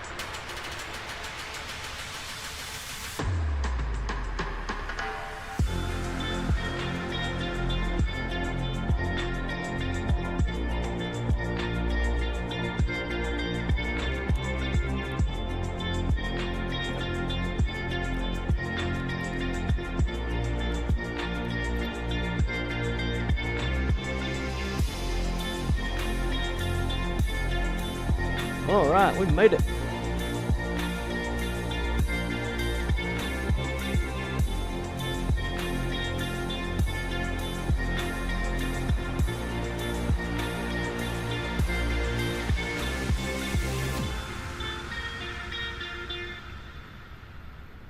Give them the chalk send signal. We got the signal. I wish it would do that. That'd be pretty cool. All right, let's see how hard we hit the fucking ground on that landing. Oh, that's something I forgot to do, is to put on the damn overlay. Shit, we weren't even tracking it. Motherfucker. We weren't tracking that at all. Damn it. Well, all we need to know is we hit the fucking ground pretty hard. Our next flight, we're going to be flying down to Phoenix, so we'll have some good weather to traverse. Is that Xcoder scenery? It is. It is. Alright guys, I am going to get set up for our second leg. We'll be flying a 321 down to Phoenix. So take this time to go take a piss, take a shit, have a snack, whatever else you need to do. It'll be just a few minutes. Say, well, as right now I'm doing the CFM, but we'll try the IEs. I can't get the IE to show up for me, but oh, interesting. Huh. This dude's over here doing yoga and shit.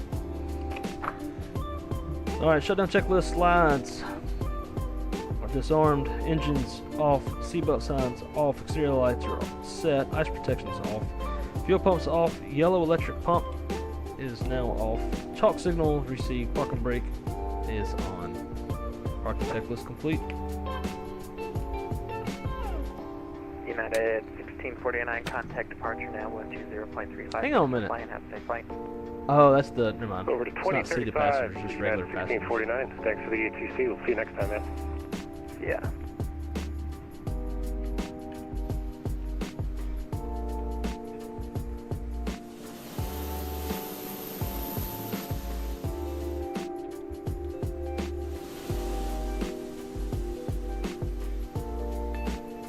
Alright guys, take a break.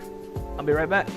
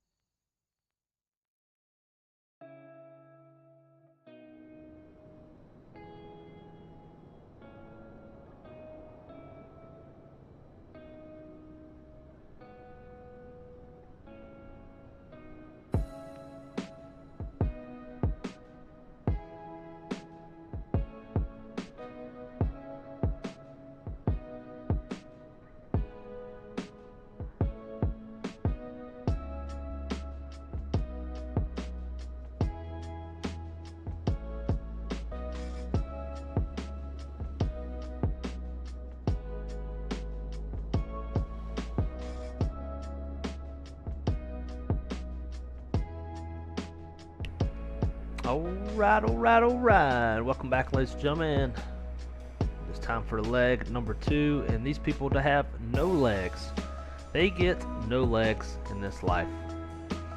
Welcome to Denver International Airport, made by Xcoder. All these folks are just in a trance,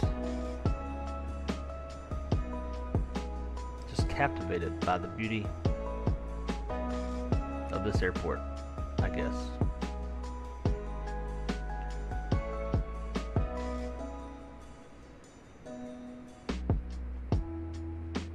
Very nice airport nonetheless. Please smash that like button if you haven't done so already, especially if you are ready for leg number 2 in the America West retro livery. We fly an American still down to Phoenix, Arizona.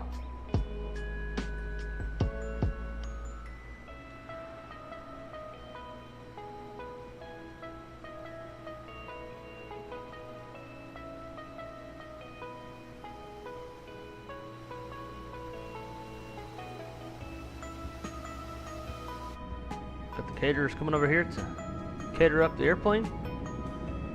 Do a quick little walkthrough of the cabin.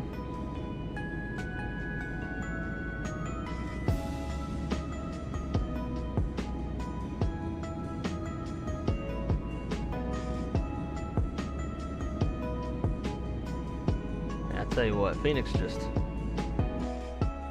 they do it the best.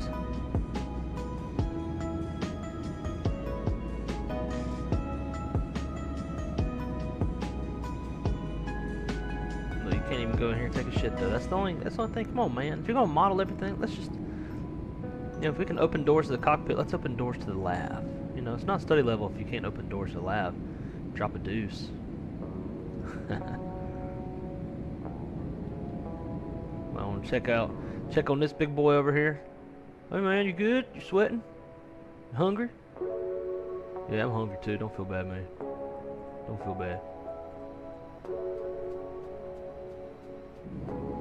Alright. We're gonna get to it.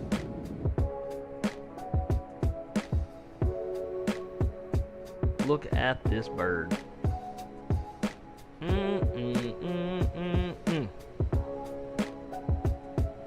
Cactus indeed.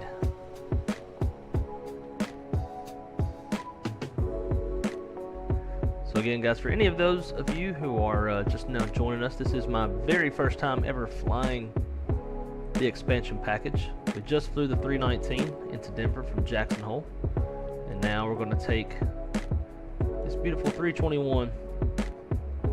Although it'd be beautifuler if we had some sharklets. Can't wait for those to come. The sharklets really just kind of round off the beauty of the 321.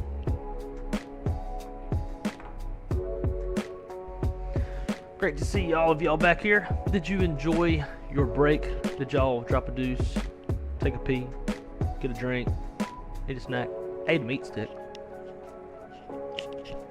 That's what I did. I fed Macy a piece. Alright, so they're getting ready to start boarding. We got 230 passengers on this flight. 40 minutes of total extra fuel. No alternate though. Got good weather at destination. We've got some thunderstorms en route, at least per the radar. You know how weather doesn't really show up a whole lot in the sim. How do we pee and shit if we can't go to the... Exactly. Come on, Phoenix. Alrighty. Same old shit, different airplane. Crew, supply, ground control, CVR test. Bring it down to captain. Nav 1, 2, and 3.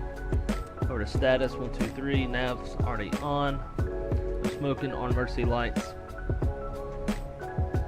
Get that AC going. If you fire. Engine 1. Engine 2. Cool. We'll get connected to VATSIM. What's this damn flight number? 1310. A321. And cell call is CS blowjob BJ.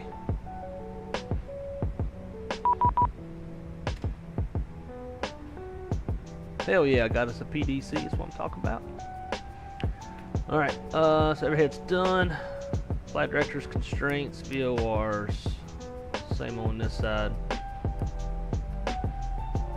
I am going to get the DCDU on because I do file my aircraft with DAT1 fans, 2 PDC. FLS, cool. Cabin, I haven't seen any of these, checked any of these. Settings, first time in this airplane, GSX, cabin announcements, sweet. Okay. This time we're going to fly on VHF1 so that when I do my little switcheroo, it won't jack things up again. Number ground's going to be on 2185. I'll switch that over here shortly. I don't feel like listening to them right now. Ground clutter suppression, transponder to auto.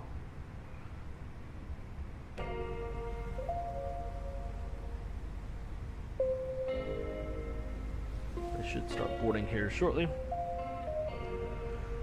Alright, let's see. For our PDC, Summer 2, day transition, GUP, Eagle 6, Phoenix, altitude 340. Decline via SID, 340 after departure. SID says 23,000. Departure frequency is 20.35. Expect runway 25. And contact 2185 with ADIS for push. Sweet. Alright, let's get after it, baby. Atsu. AOC menu. Light inits. Inits. Now, one thing I am a little bit saddened by and kind of surprised that Phoenix has not brought to the table with any of these airplanes is the ability to print anything from the Atsu. Wish we could print stuff, that'd be nice. Alrighty, IRS monitor. Got 5 minutes left. GPS monitor.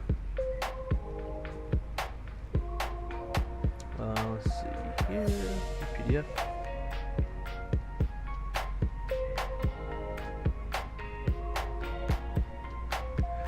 Okay, so airport's reference points is north 39, 51, west 104, 40.4. We got 40.5 on there. So looks good. Data, AC status, check our nav database. It is current. Initialize init request. So Microsoft Flight Sim quote of the day: it's not study level if you can't open the door to the lab and drop a deuce. You got it. Love it. Alright, American Airlines 1310, cost index 99, cruise altitude 340. Make sure we type in the correct thing this time. Temperature up there is minus 42, 34 degrees here on the ground. Tropopause is 49.7. Flight plan, Denver departure. Are they boarding yet? I haven't been hearing them board. Oh, we got 61 passengers on. So yeah, they're boarding up. Let's see.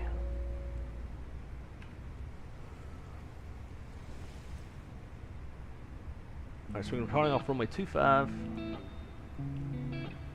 And we're on the summer to departure day transition.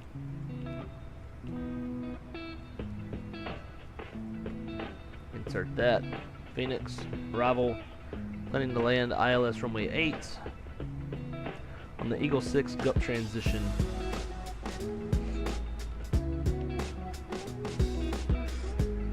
Approach via.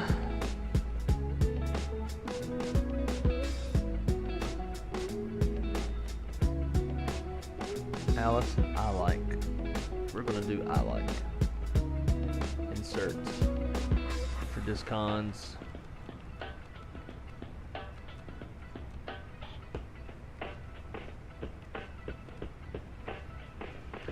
Alright, secondary. Before the engine fell, if we lose an engine, we'll come back to Denver, departing off 25. We're going to come back 250 to the crosswind on 34 right.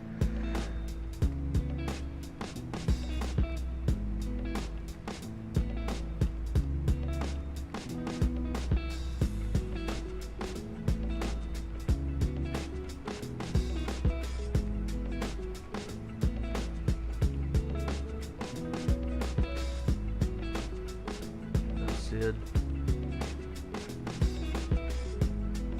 Secondary, Denver, arrival, 25. No star, no via, perfect. Denver, we'll hard tune that. The nits, wind data, net B. Alright, plan 0 fuel weight's 156.6. Do a standard CG of 30. Block fuel is 20.0. Taxi fuel, 500 pounds.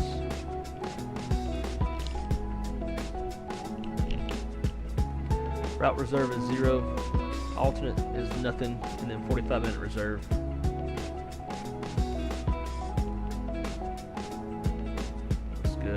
Prog page, Den-Phx.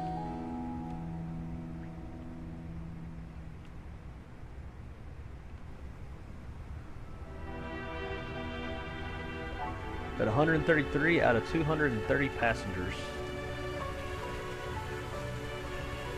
Let's get our ATIS.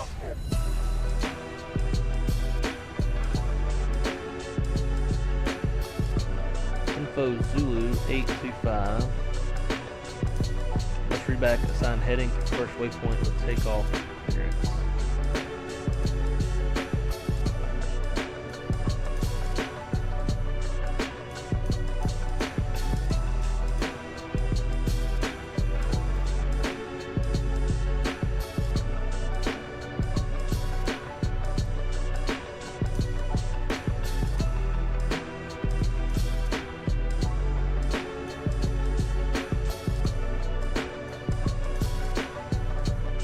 Seatbelt signs on, fuel pumps will come on. And now we're basically just waiting on the passengers to get their ass on. And we'll be getting our ass on.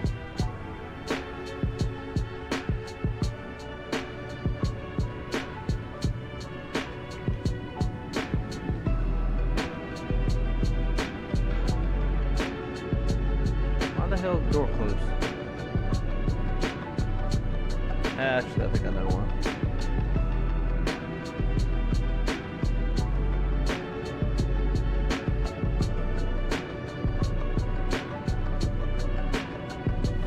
So one of the things that I want to see when we go to Pushback is if all of the if the seats arm and show on the eCam, because up until this point I'll turn on the beacon light, but the seats never arm until we actively start pushing back.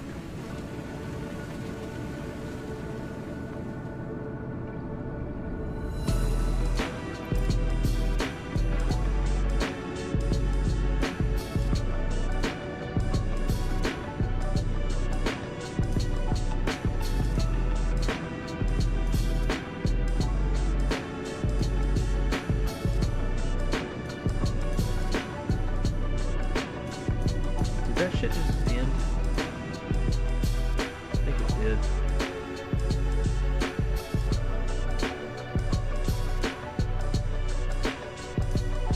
Okay.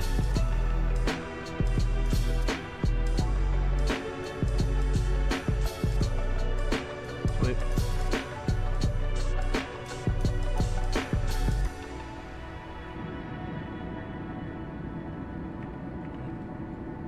Put us right here. I want to see what these doors do when I hit the beacon light.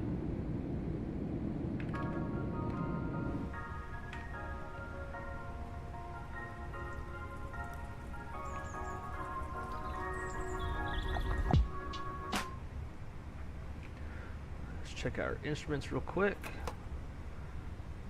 35. Looks good. I have a cargo door open.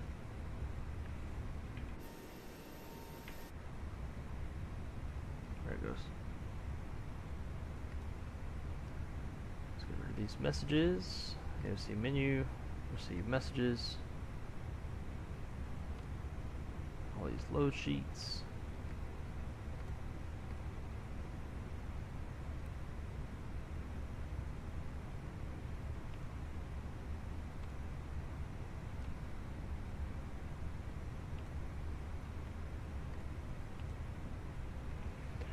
Okay. NITB. See our surface 156.6, which we got. CG of 24.4. So we'll just trim a 25.9. And then for our takeoff perf, Denver 8 drive flap config optimal force toga. Yes, we're gonna blast out of here just like we did on the last flight because it sounds the sexiest. There we go. Switch that over.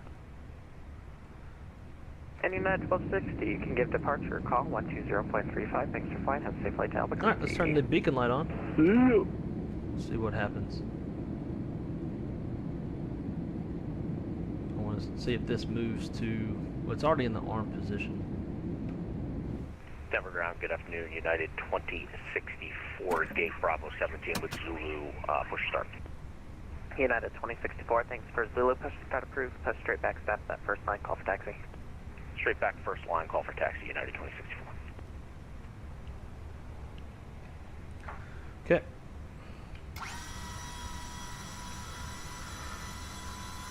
Cockpit prep, maintenance log and tails, onboard checked. Gear pins, covers, removed. Seatbelt signs are on. ADIRS are in nav. Fuel. We need 20,000. We got 20,000 on board. Altimeter's 3006. Set. EFB's checked. Before start checklist, windows, doors, and slides. Look. So beacon lights on. But we are not armed. We show armed in here, which I might show that at all times, I don't know. But we're definitely not armed on the ECAM. Anyways, windows, door, slides, closing arm, beacon's on, thrust lever's idle, parking brake is on, transponder is in auto. Before starts completes. Make sure this is still, yes.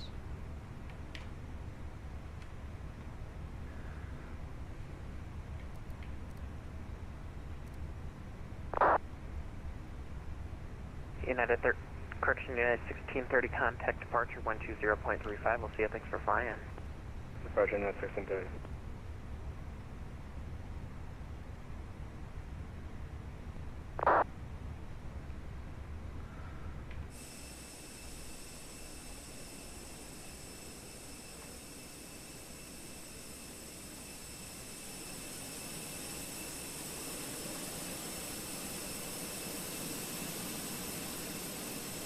Look at all this sexiness.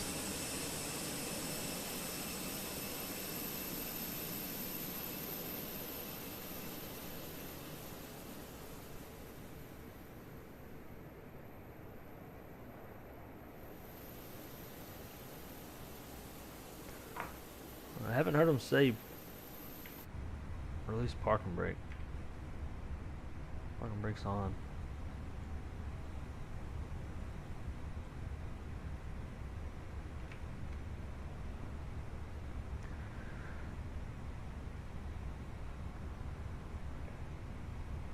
$20.35.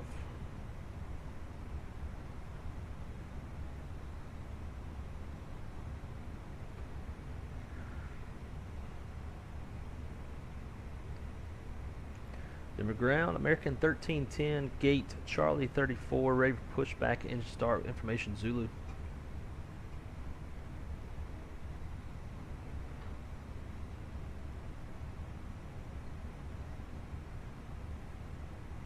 Hang on a minute.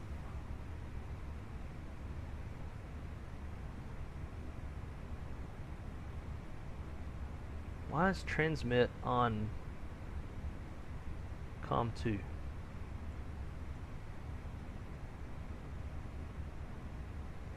That was weird. It's like, even though it was on VHF 1, when I clicked it again, then it moved over. Let's try this again. Denver ground, American 1310, gate Charlie 34, ready for pushback, engine start, information Zulu. American 1310, I believe, squawk 1 Charlie. Let's swap with Charlie, that's my bad.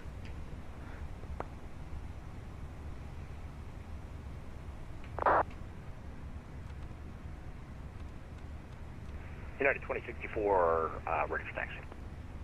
United 2064, Denver ground, runway 34 left, taxi via Bravo November, Foxtrot, Whiskey Alpha. Bravo November, Foxtrot, Whiskey Alpha to runway 34 left, United 2064. And American 1310, got you now, push start approved, straight back, stop the first line, call for taxi. Alright, pushback approved, we'll stop the first line, call for taxi, American 1310. Alright, brakes release, clear to push, nose to the west.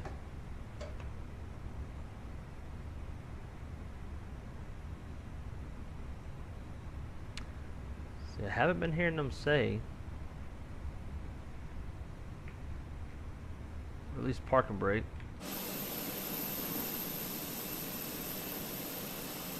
Everything's removed.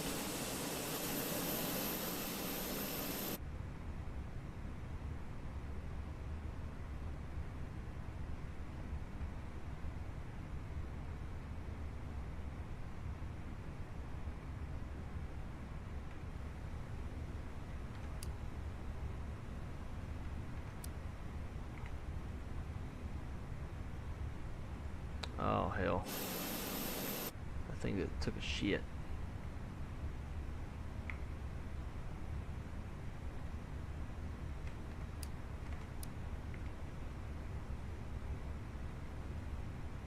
Yeah, I took a shit.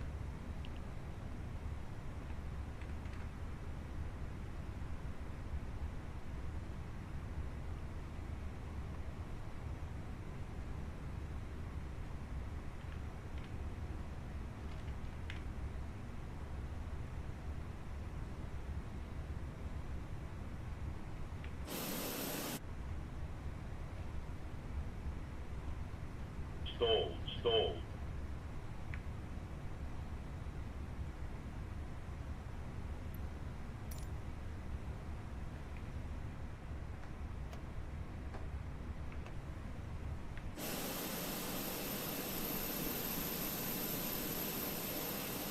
Huh.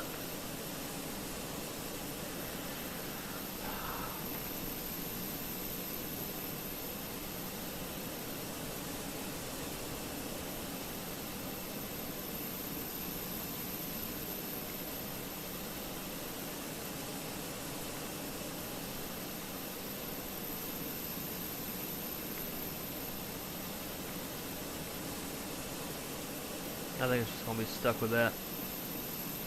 Alright. And look, now when the airplane moved, everything armed. Oh wait, here we go.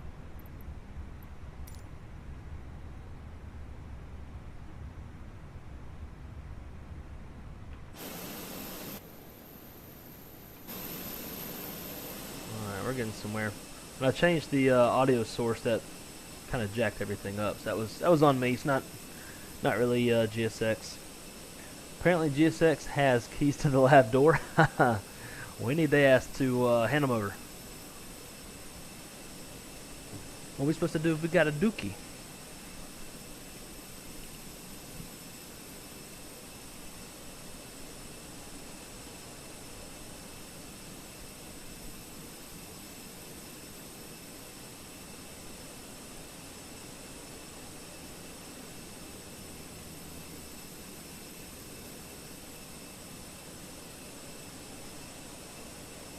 I do wish the GSX thing could move a little quicker.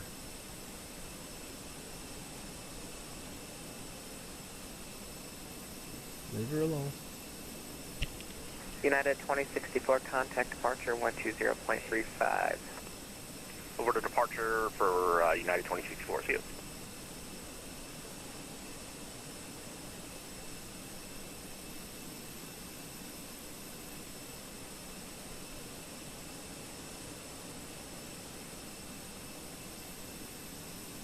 Locking gear.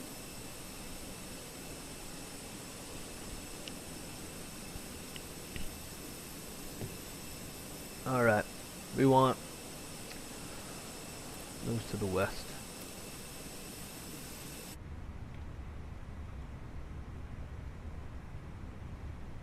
Alright, brakes release, clear to push, nose to the west.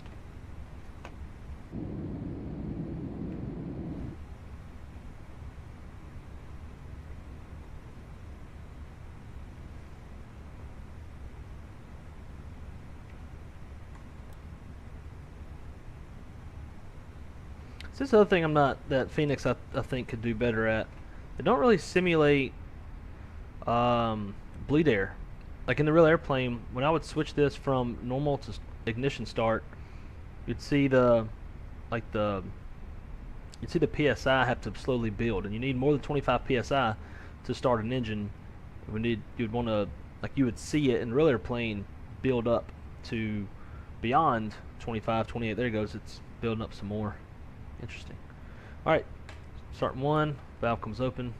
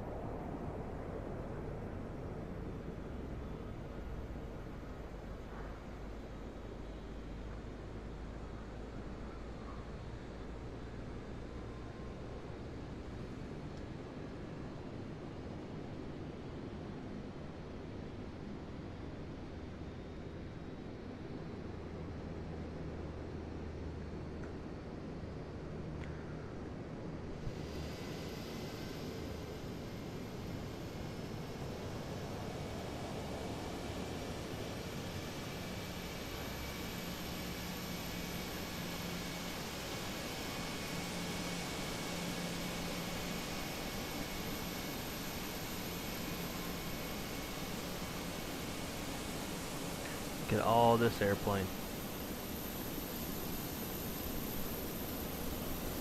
Can't believe the days are finally here that we have 319s, 321s. Just can't wait to get them sharklets. It'll probably take 6 months, because you know Fenix is going to do it real. They're going to get all the, the correct flight characteristics and the fuel burn, because it's going to be a better fuel burn than wingtip fences, and all the things. I mean, there's not going to be a whole lot of, there's not really any differences with systems, so that should help expedite.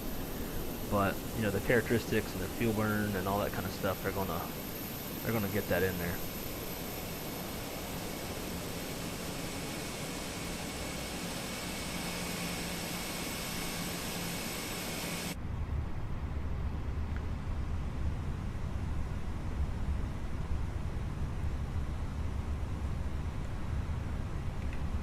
Alright.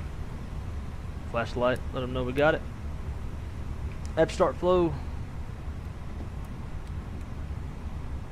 We're gonna have flaps 2, up 0.7.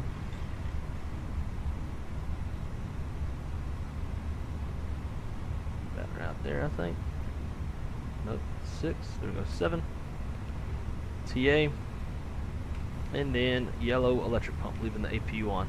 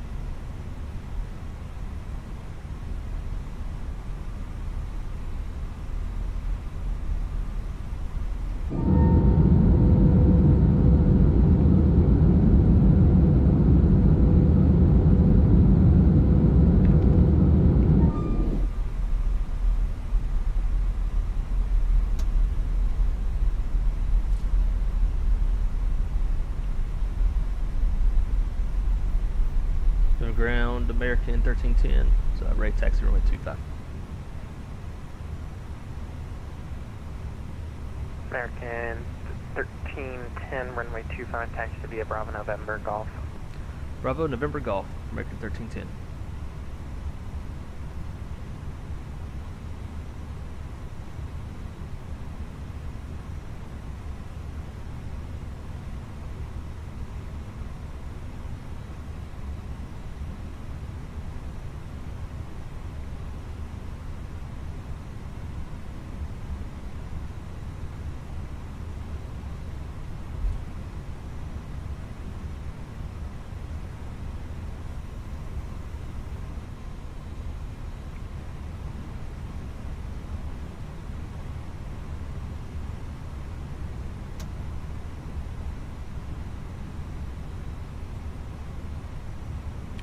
Definitely heavier, having to give it a lot more thrust on engine 1 to get this thing moving on one engine, whereas the 319 it was moving pretty easily on its own.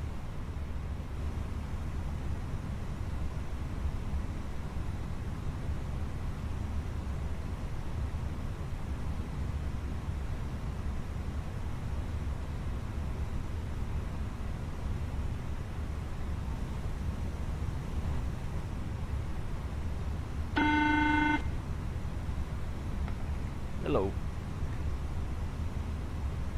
Level C.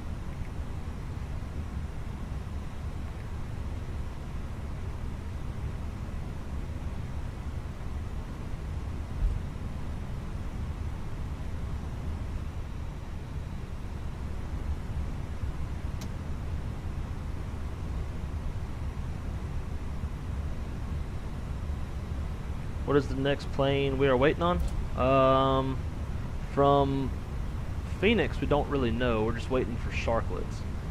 I kind of have a sneaky suspicion they'll do 320, A320, or a 320 Neo family. That's kind of what I think. It'd be dumb not to. Just be some systems changes, and then obviously engines and there's those parameters. That'll probably take them a little bit. All right, let's roll number 1. I'm on correction number 2.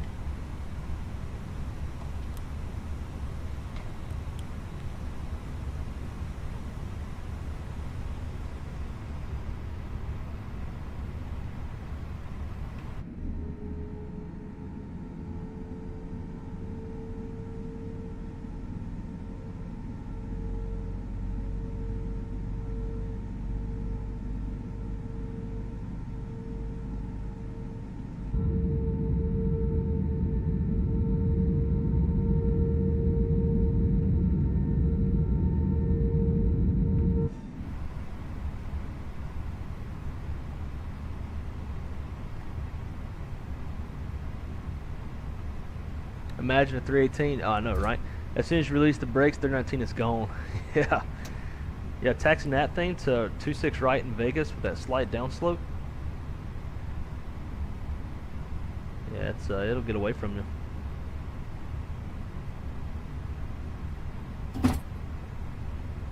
All right.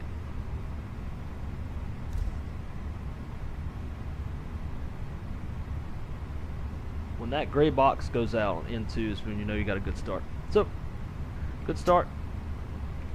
Have to start flow.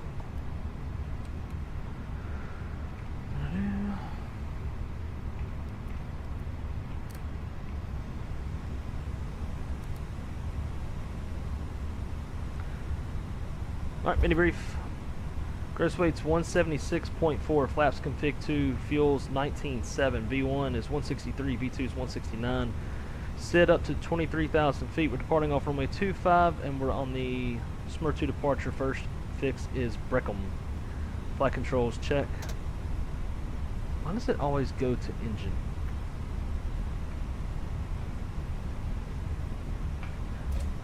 Alright, full up, full down, neutral, full left, full right, neutral, rudder, full left, full right, neutral. Flight controls check is complete.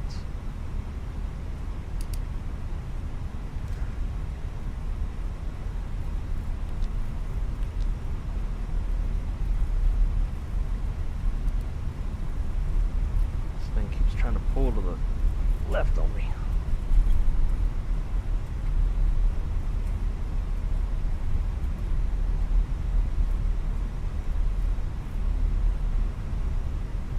We're going to take our time. We need 3 minutes engine warm up.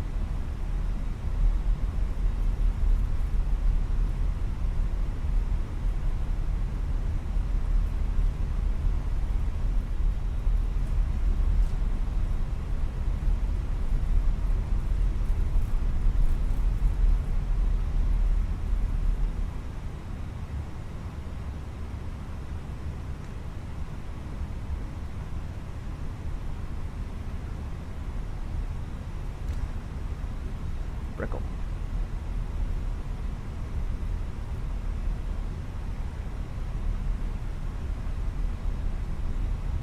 American 1310, contact departure 120.35, we'll see ya.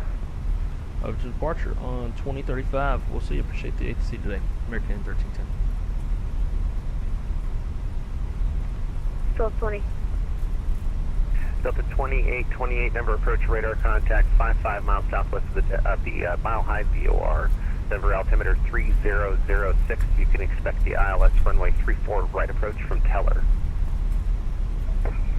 Looks like the ILS 34 right approach, or 828.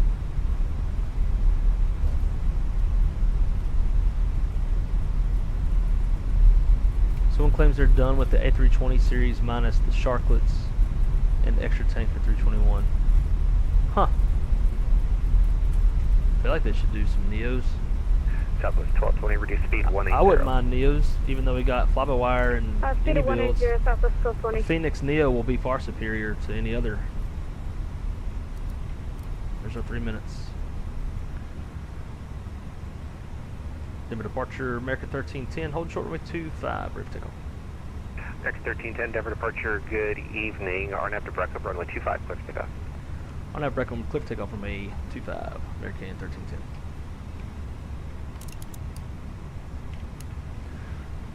Alright, so I missed the text check. Grossway compressed complete pitch trim 29 point, what is it? 25.9% CG set. V1 VR V2 flex. 63, 68, 69, no flex. Damn. Flight controls checked. ECM will take off all green. ECM status checked. Take Southwest 1220, you ready to try again, or do you need a minute?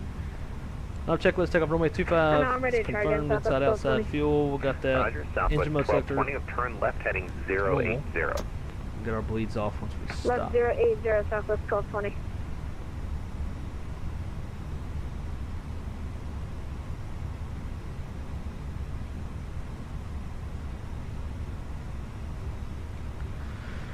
Alright, bleeds coming off. Pack's coming off.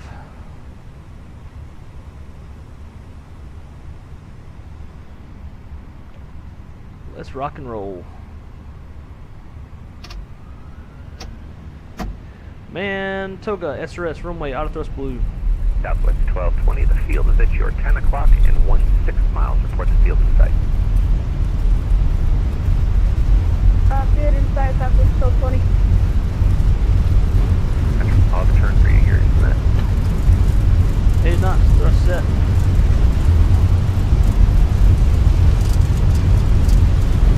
Southwest 1220, turn left heading 020, then maintain 8,000 until established on the final approach course. Clear signal approach runway 34 right. I turn left 020, send 8,000 to establish. Clear for the island people right, Southwest 1220. One. And clear for the visual approach 34 right. Watch Sorry, the tail visual, strike. Southwest 1220. Pause the brake, you're up.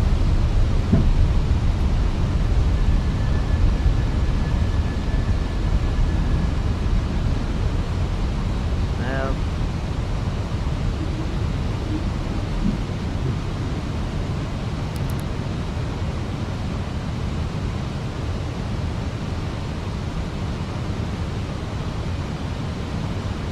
Accelerate.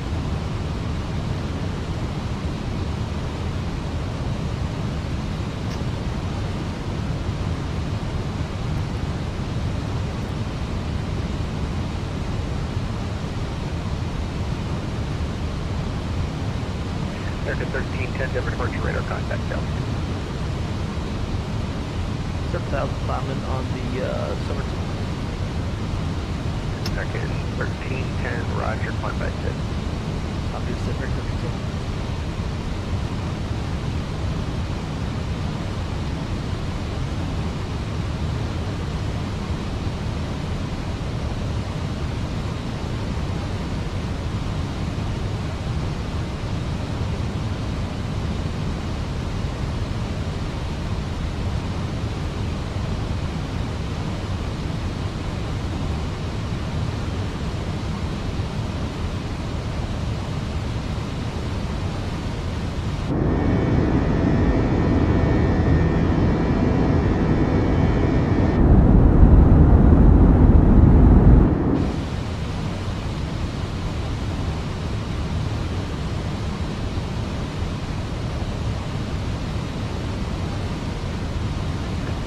Rapid takeoff.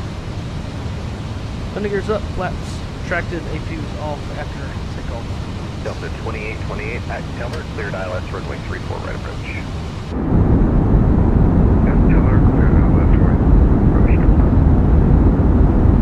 Let's see.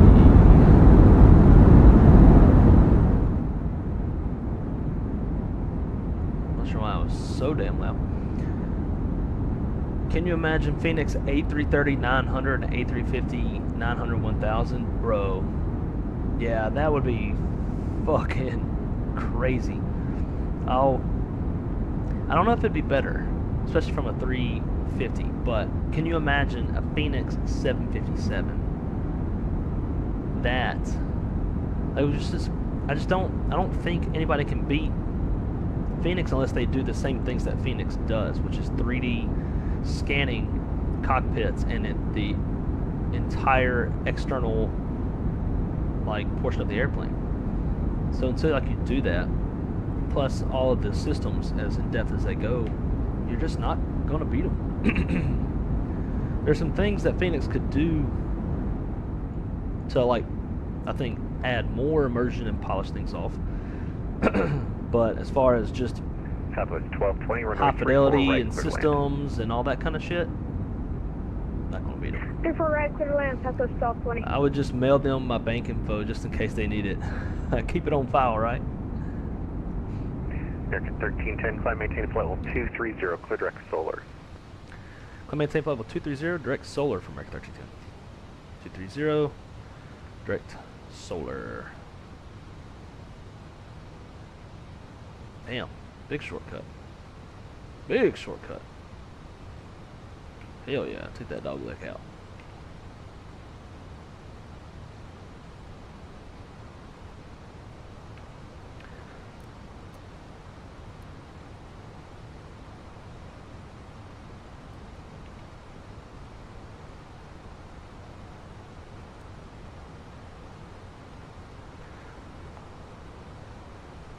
I don't know. So far, I think I'm kind of digging as far as how the airplane feels. I think I'm kind of digging the 321 a little bit more. I don't know why. Something about it I like. It feels a little heavier. Not necessarily in the flying characteristics, but especially the ground, whatever you call that,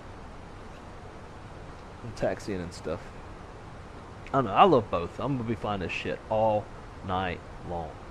Good evening. I probably need to go buy a case of these things. The Ski 3 arrival 20 or flight level 200 with information.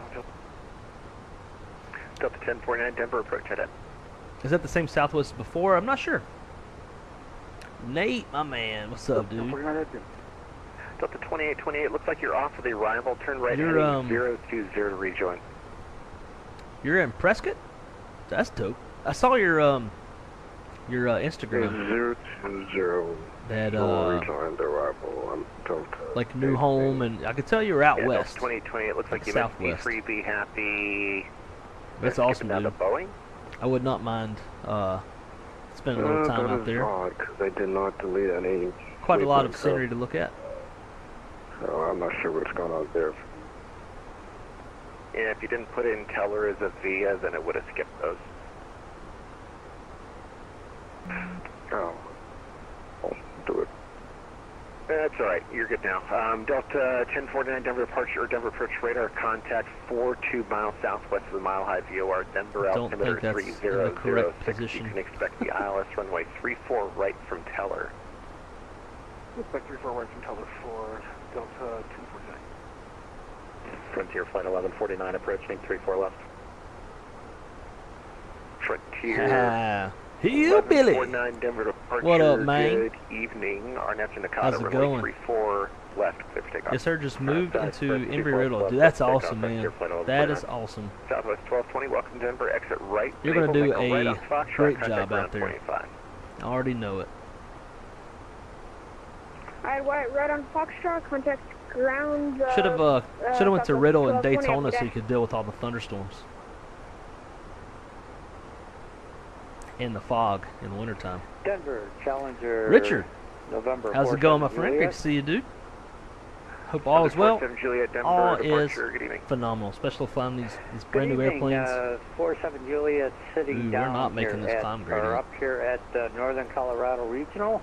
I'd like to pick up our clearance for Charlie Golf Fox.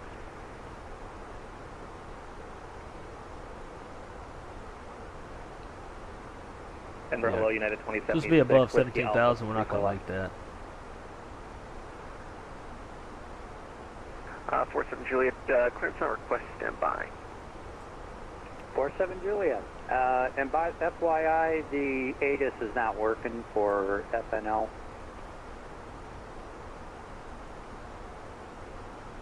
Interesting, should be information Charlie.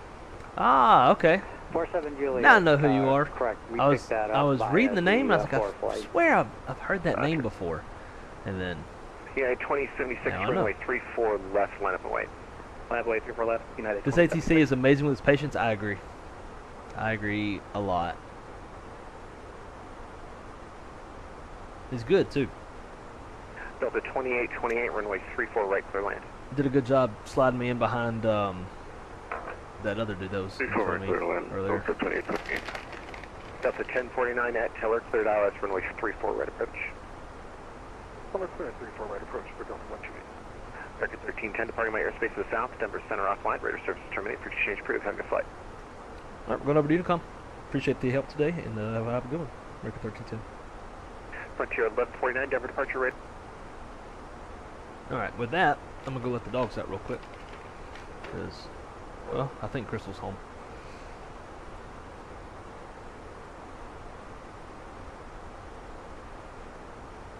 Oh yeah, moving from LA to be my neighbor on the west side of Tampa, Florida. Hell yeah, dude. Well, at some point, we'll have to grab a beer. We'll have to go visit Jetline Systems. And, in fact, I'll be... When are you moving? It's, we'll be out there in October. I think early October for some stupid ass, what's his name? Morgan Wallen concert. Because he canceled the last one. Is your mommy home? Is your mommy home? Oh, you want a nibble, huh? There you go.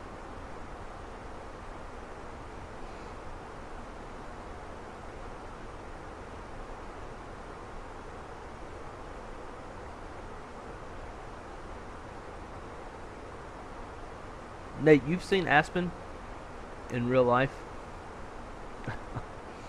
I would love to see Aspen in real life. I can't imagine what it's like flying into there. Where'd she go?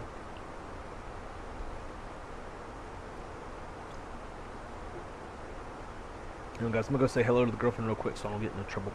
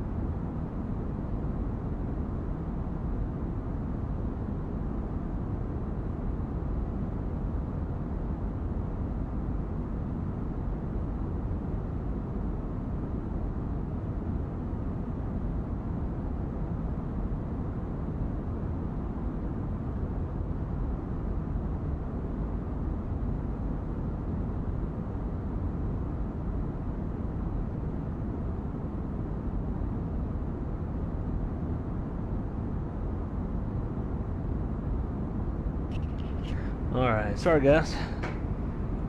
I said hello to her. She brought me home 3 sandwiches, chips, and a cookie, which is nice. And then I fed the dogs to help her out so she can take a shower and stuff. Now let's get caught up here in the chat. I didn't turn on music on for y'all. What kind of shitty streamer am I? That view's better. Got the mountains in the distance.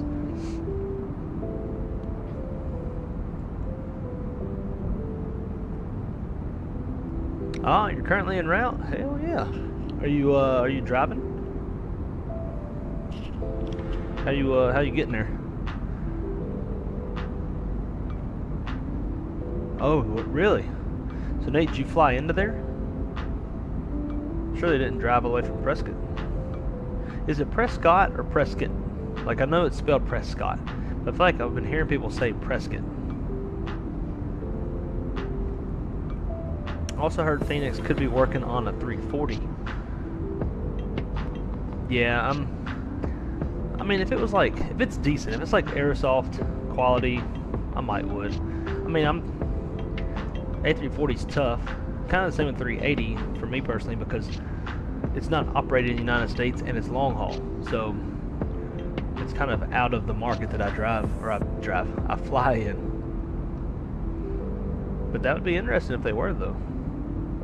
It wouldn't surprise me if they came out with a 330 and 340. I'm sure because they got enough of the systems already built, a lot of commonality.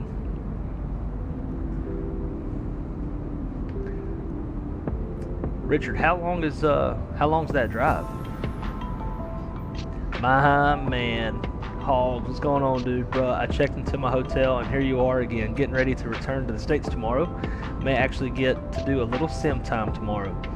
Well, first thing you should do is go download these Fenix airplanes and fly them. Go fly the 19, then go fly the 21. So on the last flight on the stream, we flew the 319 from Jackson Hole to Denver, fully boarded, lots of gas, alternate, all that kind of stuff. No problem on the performance. Now we're flying the 321. Get us to a good camera view. We're flying the American West 321 IE engines. And our V2 speed was 169 coming out of Denver. It was hot, high altitude, 230 passengers with, I think, 40 minutes of gas. So they're hot and heavy. And it took a hot minute to get off the runway. It was a very long takeoff roll. So you should fly these airplanes. These 2 flights on the stream are my very, very first flights, and I am going to be up all night flying this shit. I can already tell you. Nope. Drove from Chicago all the way to PRC. Prescott. Okay, that's what I thought. Like, if I just read it and I read it how it's spelled, I would say Prescott. But I guess it's Prescott. Interesting. Wonder why they do that. Oh my god, 3 days. Ugh. That's a long ass drive, my friend. Safe travels to you though, nonetheless. How you liking the Fenixes? Dude, I'm loving them, man. I am absolutely loving it. From the cockpit, other than some decals, like, you wouldn't know it's a different airplane, obviously. But like, especially when you taxi, like taxiing the 319 with all the passengers and fuel that we had, as soon as we release the brakes, it's rolling. Although I think we did a 2-engine taxi.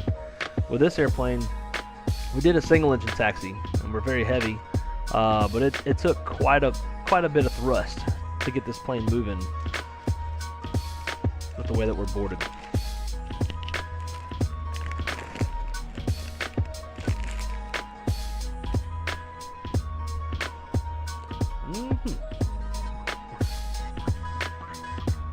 Well, go eat your food.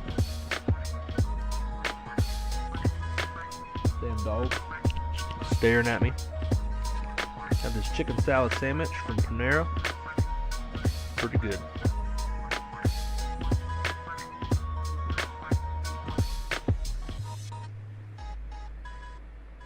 Do you not love this little mismatch fairing right there? It just adds character. I don't know why I love that.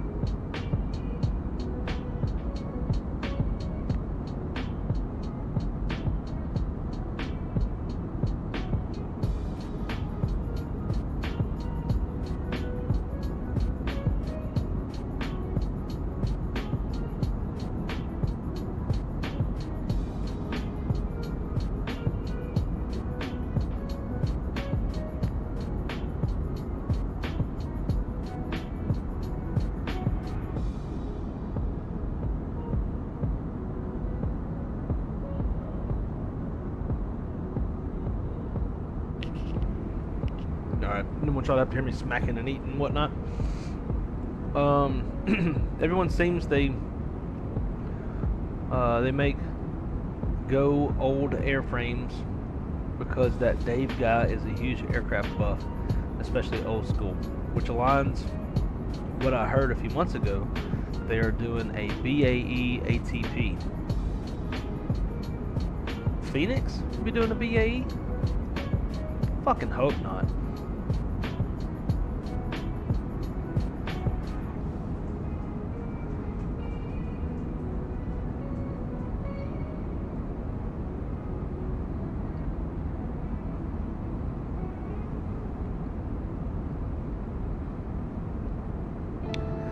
Porter, my man, back from vacay, sad face. Yeah, that's always the worst part about going on vacation is coming back to the real world. But dude, that looks like an unbelievable vacation though. Like, that was like a real vacay. Oh, hang on guys, Crystal's calling.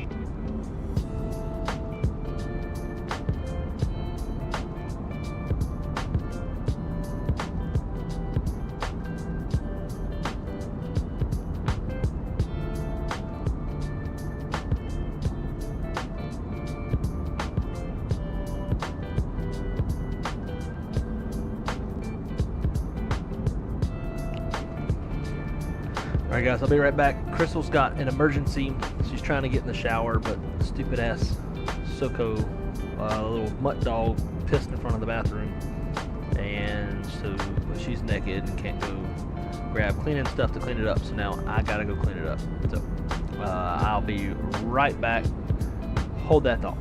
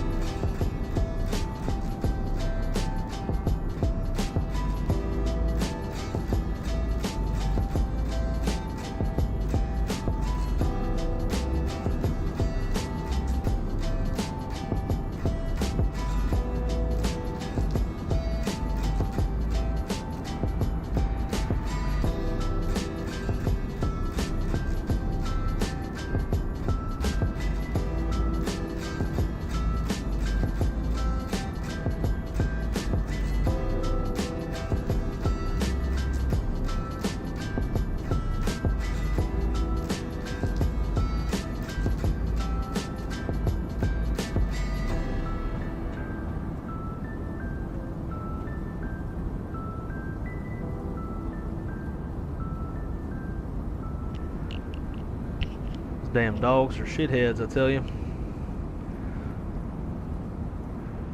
Alright, let's see if I can get caught back up. Okay, I'll get them when I get back. I've been set up 7-3 for quite some time, giving me a reason to return to the bus. Looking forward to doing a little line flying the Yip Jet. Oh, hell yeah. Are sharklets an option? No, not yet. That is the next thing to come, is sharklets. Gonna fly the Yip 319, 321 tonight. Do I need to make IEs first? My personal preference, if it were me flying, I would want some IEs. Porter said got to sit. Oh, got to sit front seat on the 208EX. So not bad at all. Hell no, dude. That is awesome. Like beyond awesome. Yeah, I saw your video. Dude. Super fucking dope.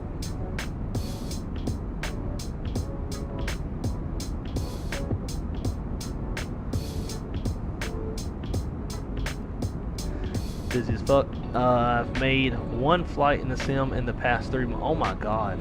Been flying my ass off in real life though. Got a couple of weeks in a row where I'm home and should have some chances to get back in the cockpit. I've been away from Jet so long. Probably gonna blow Cali Simmer up with questions.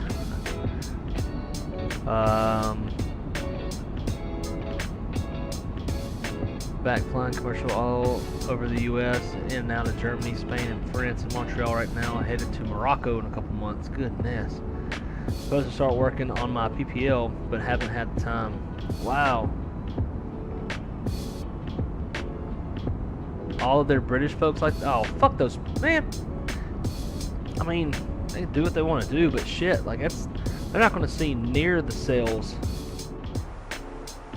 that they would see, you know, with a modern airliner. Because nobody wants to fuck with all that analog shit, except for V1 and apparently British people.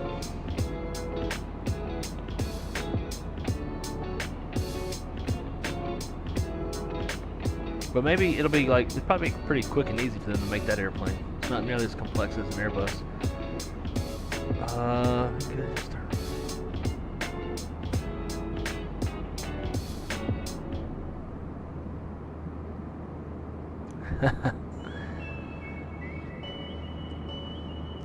I think we should start calling Mad About Hogs a flight attendant. Just because that was funny. Like, you do enough flying to be a flight attendant.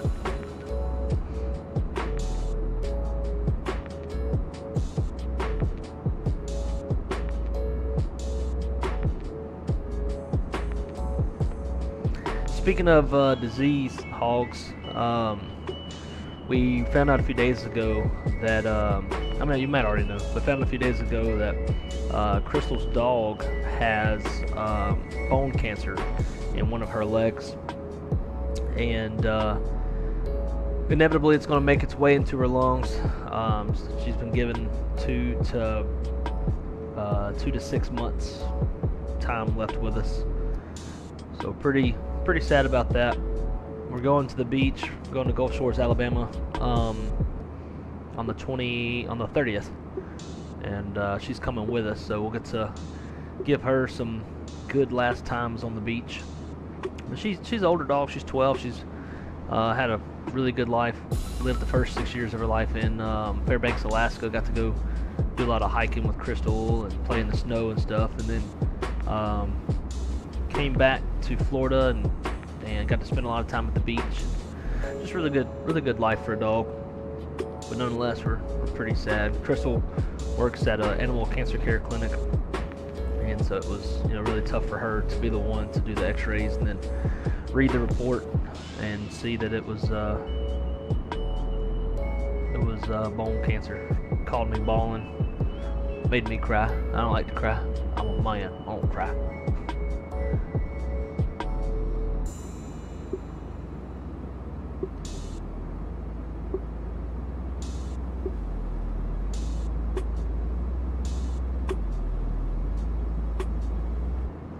I'm back. How's the second leg? It's going. The takeoff was crazy high V speeds.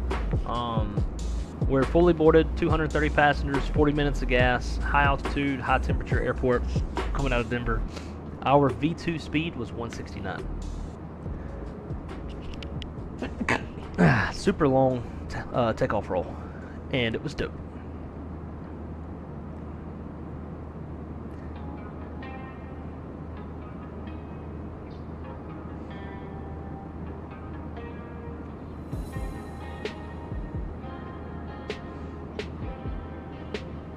Yeah, JJ, if you're able to make some IE liveries, I'll try to get some flying in tonight on YipJet.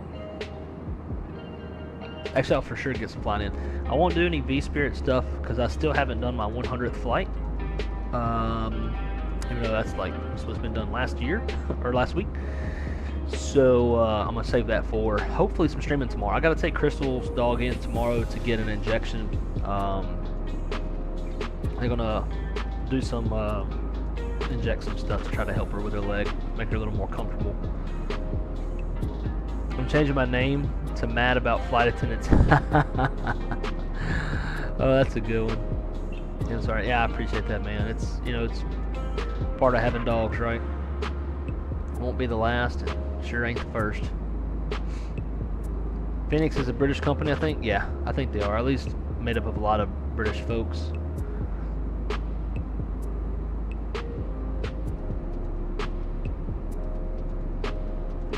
Callie, if y'all do a shared cockpit flight, I want to sit jump seat if I'm not working. They made enough of the Fenix. They don't need our money. Probably. But I want them to need our money so they'll make shit that we actually want to fly. That everybody wants to fly. They can go make the BAE after they've done 330, 340, 320 family Neos, 350, 380, 75. Then they can go make the BAE.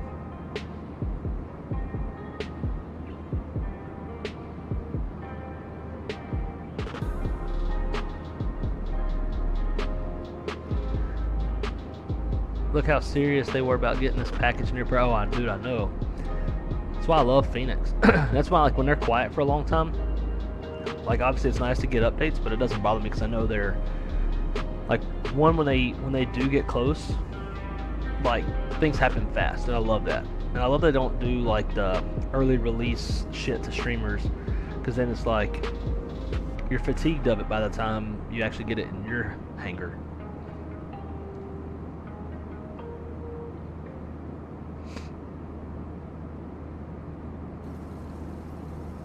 When I flew the 2-1 yesterday, I had V2 165. I was like, dang, I used all that room. Where did you take off out to LA? And I'm assuming it's probably kind of hot. Oh yeah, I know what that is.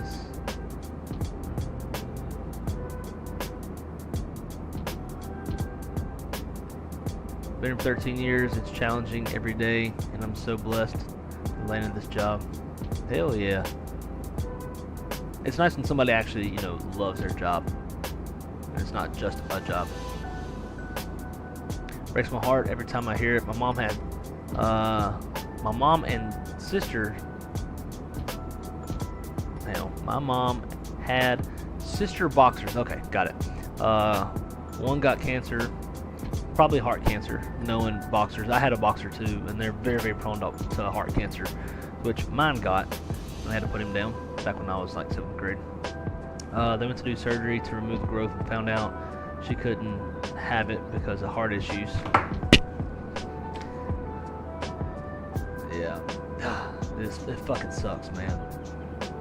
It's the hardest thing about having dogs. Like, why can't dogs be like horses and be around for like 25 years?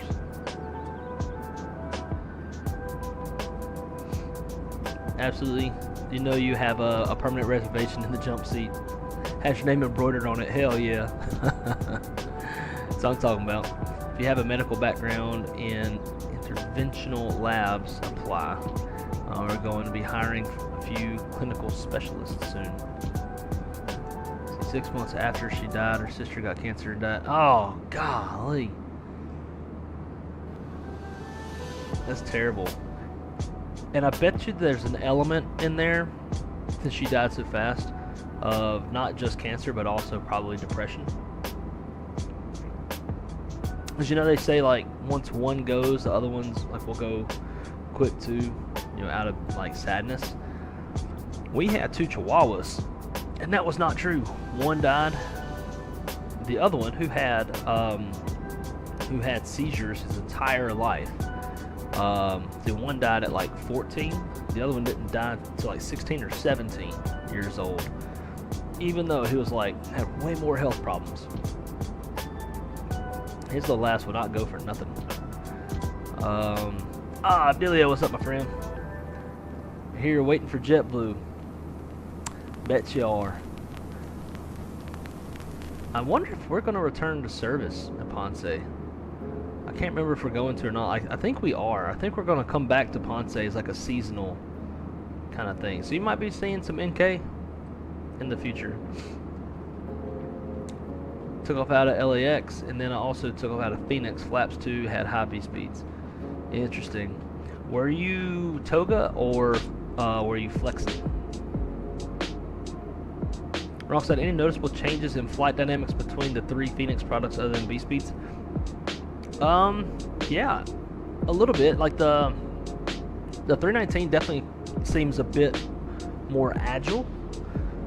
Not necessarily like sensitive, I guess, but it just feels more agile. Feels like it moves around a bit quicker. We were taking off out of Jackson Hole. I was trying to get some lights off and I messed it up, hit some buttons. So like, I got focused on the lights.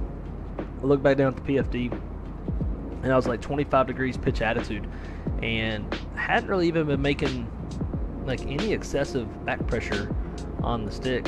So it definitely seems like it's like V1 says, it's the Corvette of the 3. I didn't really hand fly this thing much on the climb out. I wanted to get some views in out the window. But on the ground, this definitely taxis and feels heavy, heavier. You gotta cut it wider, but I like it. I love how we like now have options for that, right? Like high demand, high density city pairs like Florida to the Northeast. You definitely fly on a 321. That's what we do at Spirit. We have a lot of 321s going into the Northeast and out of the Northeast. But then when you got like your smaller, less demand airports like Jackson Hole, Latrobe, you know, smaller runways, stuff like that, where you need a little bit smaller of an airplane and more performance, 319. Or just generally a smaller airport, 319. I just love that we got options now.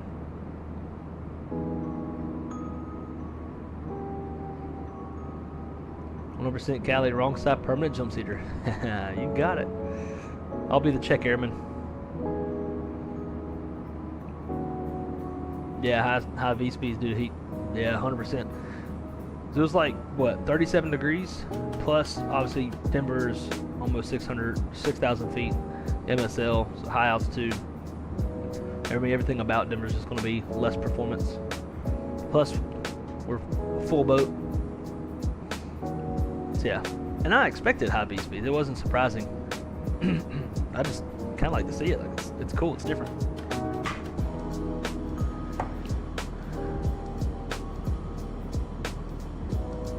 Let's see. I'll try to get to the IEs tomorrow after work. I got to be up at 12:15. So just, oh yeah, don't. I mean, you should probably take your ass to bed right now. Are you going to stream your flights tonight with Crystal Goes to Bed? I will listen on my way to work if so. I might. Maybe I'll do the 100th Spirit flight shit. Maybe I'll do that tonight.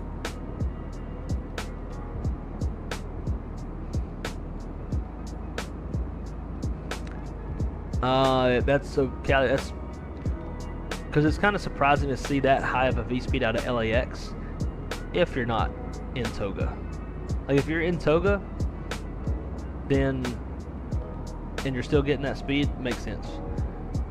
Actually, it would make less sense to get that speed. But if you're in flex, so you're derated takeoff, then the engines are trying to kind of find that balance of like takeoff performance, but also utilize the runway length that you have. So that's not super duper shocking.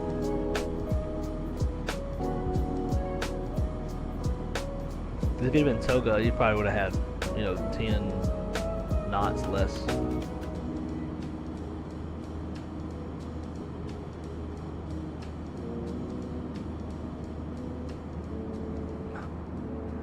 Sofa King ready, Miss Simmons. Dude, I don't know how you have gone this long getting one flight in 3 months. Like, I would be itching like a crackhead. I would have blisters all over me.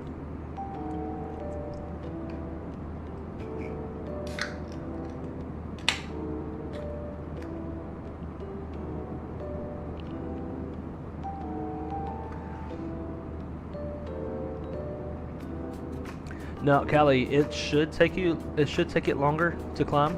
If you think about it, you got that big of an airplane with that many passengers, but on the same wing as the 320. So the wing's a little bit, for the size of the airplane, the wing's a little bit, like a little bit stubby. They had a bit more of a wing on this thing, it would probably climb a little bit better. In fact, for like in flight planning purposes, the max ceiling on a 321 is 39,000 feet. But me as a dispatcher, I won't even plan it. I won't plan it above 37 because of the wings. The airplane just really struggles when the plane is heavy.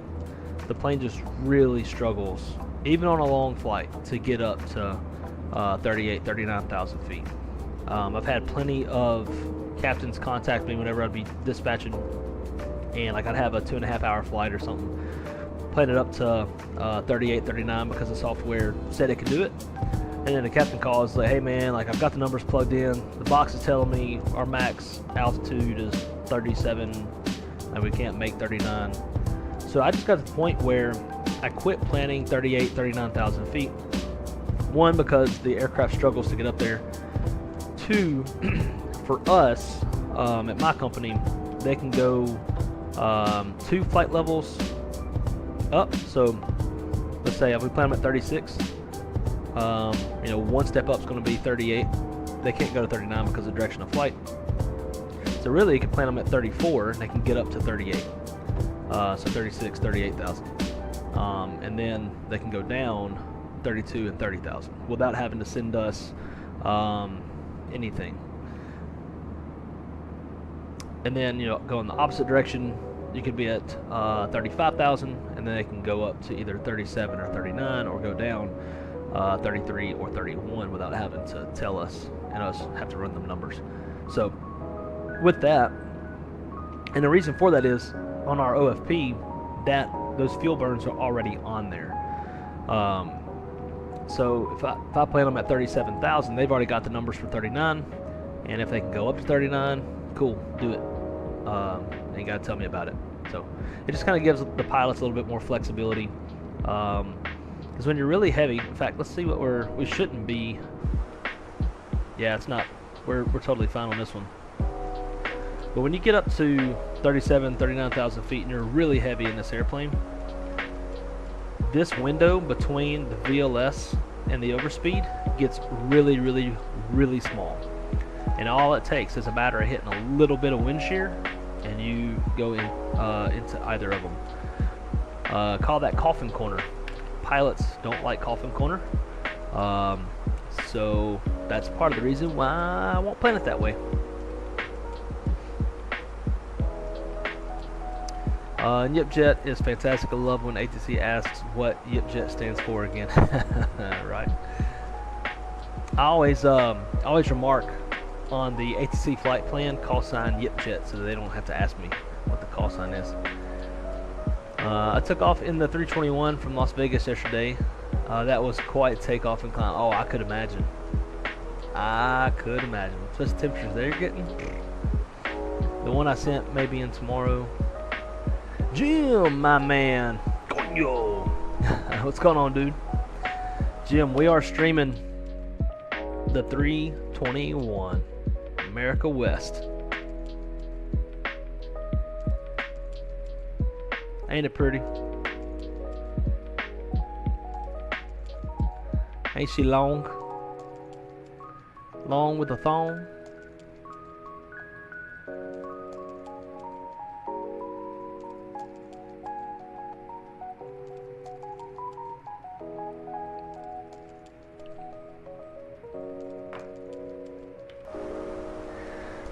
So we'll try to get finished up in the chat and then get ready for our arrival. So come on, buzz, get up. Crackhead skin sores from lack of flying time. Yep, I bet. Teeth gonna start falling out too. We're messing around making liveries, trying to find a new house, and the pilots vote on their favorite. Hell yeah. Happy as learning as well, for sure.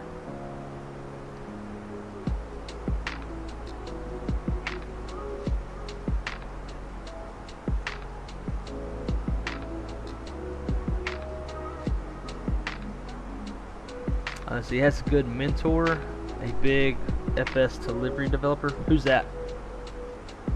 Who's the mentor? Those American Heritage liveries. Oh yeah. Now when I saw them, I was like, ching. Downloaded all of them, and I downloaded like I said, like I was doing. I was downloading United liveries. I would do all of them because some of them even have some mismatch or some minor differences that I liked. Alright guys, let's long with the thong, I know.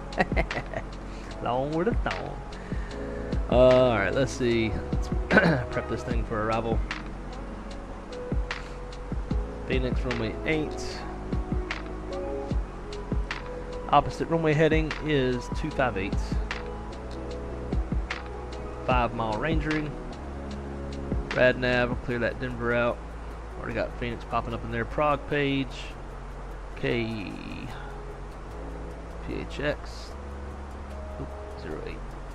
Motherfucker.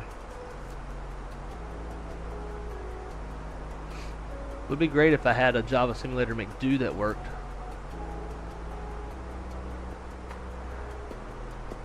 Okay, Phoenix, let's see what we're looking at weather-wise. Winds 130 at 9, 10 statute miles, few at 9,000, scattered 12,000, scattered 15,000, broken at 20,000, broken at 25,000. Temperature's 34, dew point 15, 2987 on the altimeter. CB's distant to the north and northeast and southeast. Sweet. Expect visual approach runway 8, visual approach 7 right, 7 left. Cool. We're coming in on 8 since we're coming in from the north. Alright, so winds 130 at 9.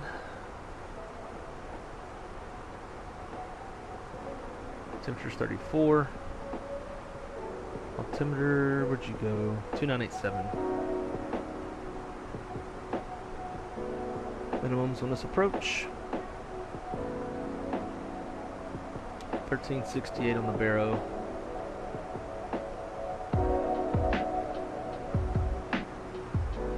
Damn. Why we got so much extra gas? We shouldn't have that much gas.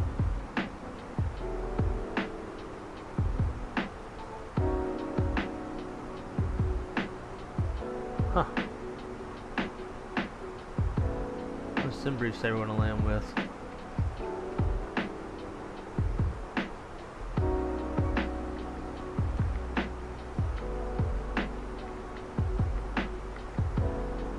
RMF of 9.3.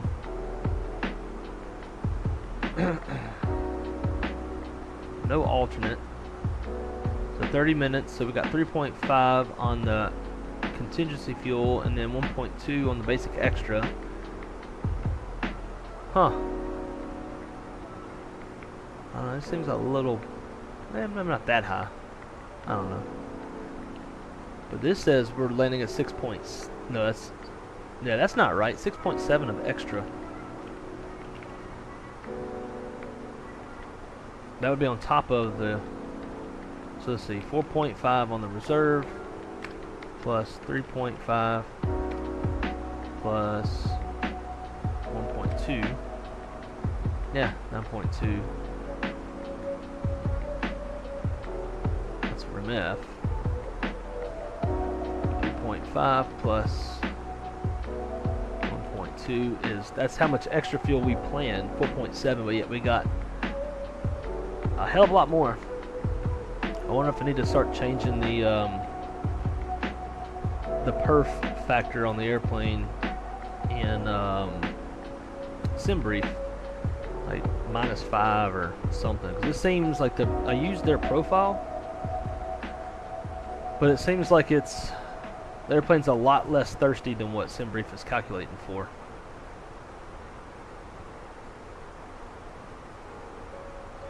Alright, Eagle 6, bottom altitude 7,000.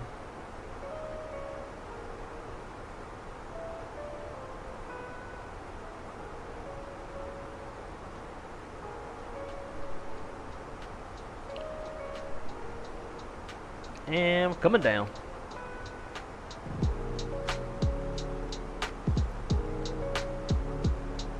Las Vegas ATIS just came on, so I wonder if that means LA Center's coming on. Oh, no, that went away. Sad face.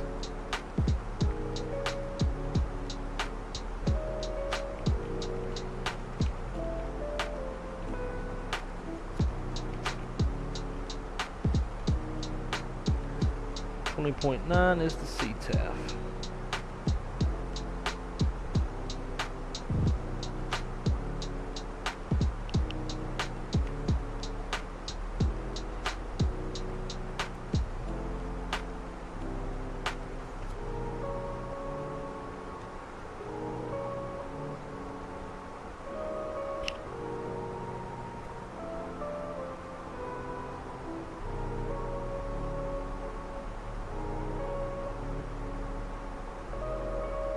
The mismatched cowlings are the best. Agreed.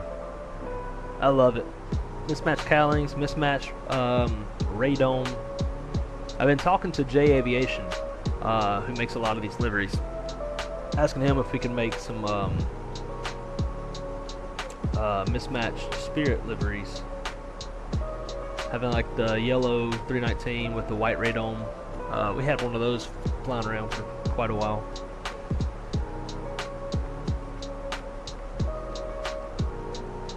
Downloaded all the Heritage liveries. I was downloading. You're downloading a friend?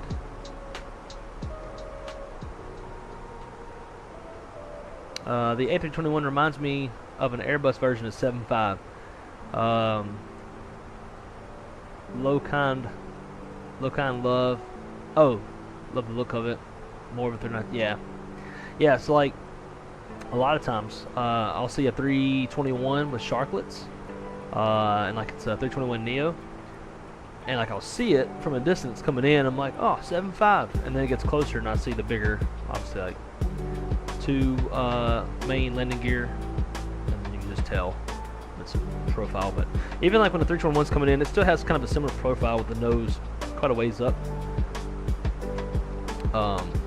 Yeah, all the time I think a 321 is a 7.5, and then it gets closer, I'm like, oh, nope, I'm a dummy.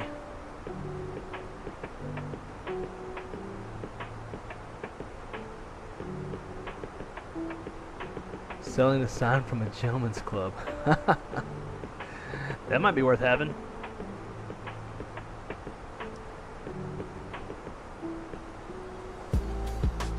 That's what she said. Then you're you know how it be on this channel.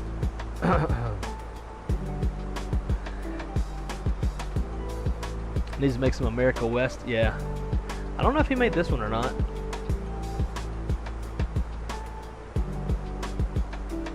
Let's see. Livery manager.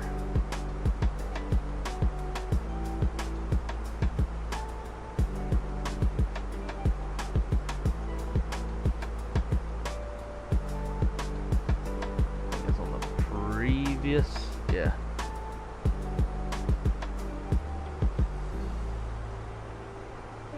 Yeah, Jay. So J Aviation made this one. Was 319s. Did those fly for America West?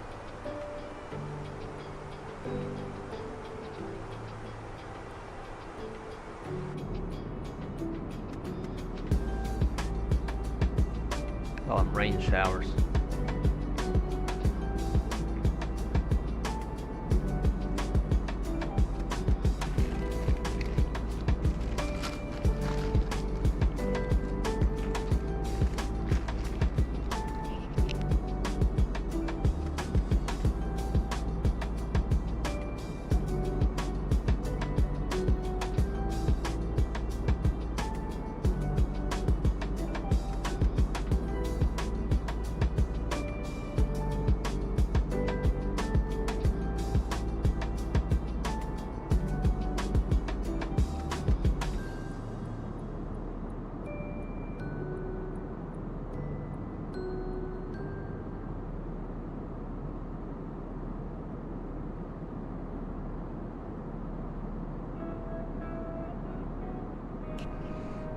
Yeah, I had that same thought last night.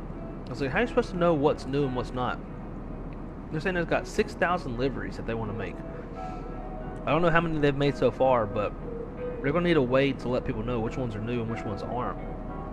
My other issue too is I'll see something come out on flysim.to, get that, and then I won't know which one that one is on the livery manager. So I'm probably just going to start just getting nothing but liveries on the livery manager to avoid any issues, unless it's a fictional something.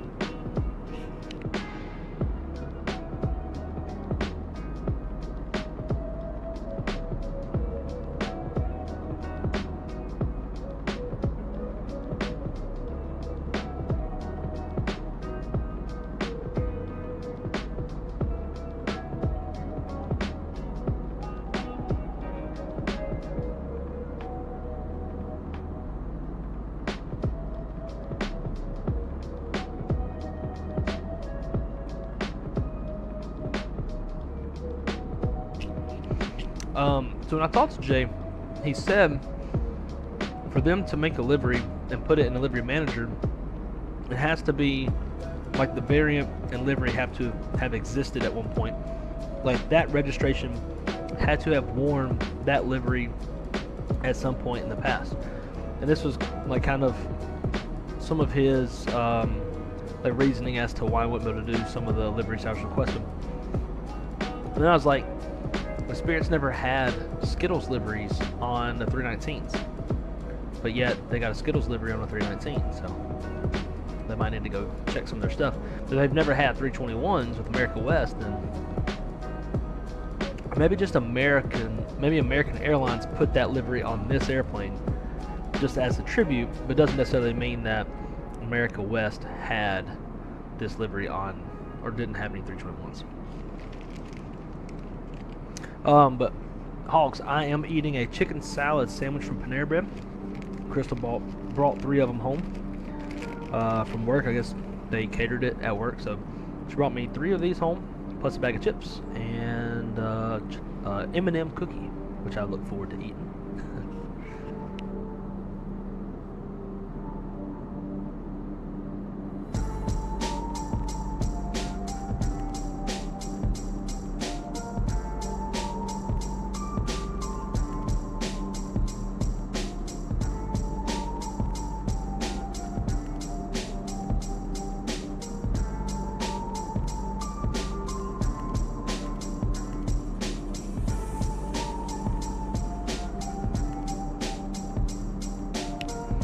Hogs, what you gonna have for dinner?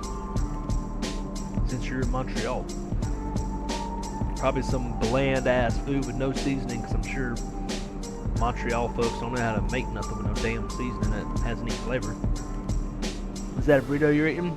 No, not this time. All right, this one's done. One more to go. Guys, we're at 43 likes. That's pretty damn good for this channel. I don't ever, it's not very often that we even hit 30 likes. So thank y'all. I greatly appreciate all the support, my friends. Very, very happy y'all are spending your evening with me and getting to fly this airplane with me for the first time. I don't know about y'all, but I'm fucking loving it.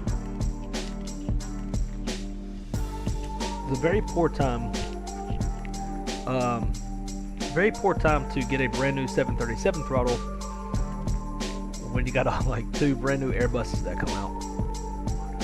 So I got told the guy over at Flight Sim PM, who's asked me to check a couple things.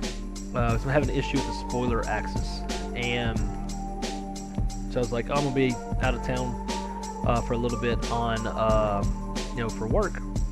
I'll check it out when I get home. And I got to think about it. I was like, oh man, when I get home, I'm gonna be flying the Airbus. I'm not gonna want to do shit with no 737 throttle when I've got these Airbuses coming. Oh, look at that, cranking and banking.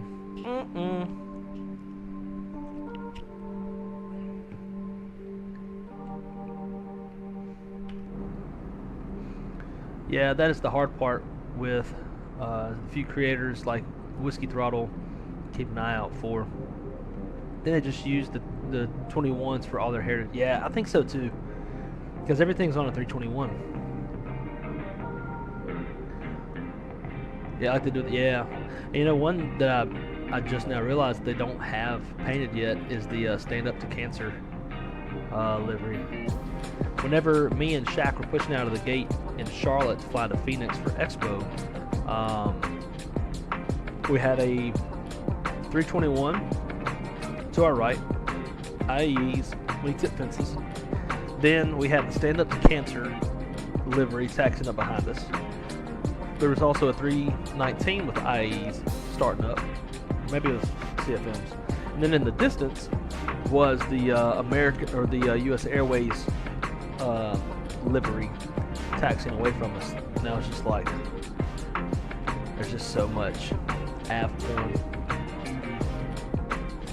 Ordered a pizza and a dessert. My usual plan when I have to stay near an airport for an early flight. Yeah, that's not a bad idea at all.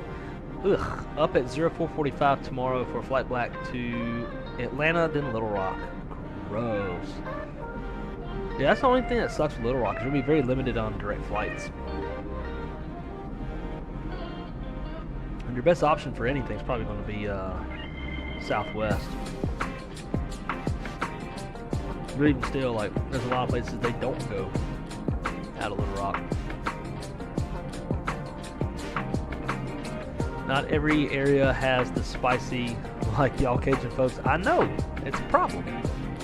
Nobody knows what good food tastes like. Oh shit, hang on, I forgot to let the dogs out. No. Never mind, they're back in because one of them was in here. I forgot to let my dog and the mutt dog outside. And I forgot to let them in. Chris let them in. After my stomach surgery, I needed food to be... Oh man, all I gotta do is cook you something. I can make it spicy. Lots of Tabasco. It's my dinner, and I joke with my wife about it all the time. I call it my custom gourmet. There you go. Shit, I tell you what, man, put some Tony Sacheries on some pizza, Cajun two-step. I'll even put a little Tabasco on mine. I'm a wuss when it comes to spicy. Yeah, which is weird because you live in SoCal with lots of probably really good Mexican food.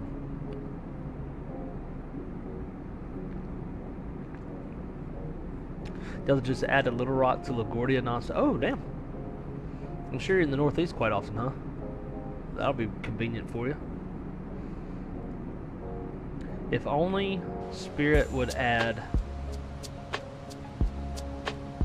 push. If only Spirit would add Monroe, Louisiana. It's a direct flight from Orlando. 2986. I ain't getting a mouse. See, I don't like this. See how we got this bracket in the VLS?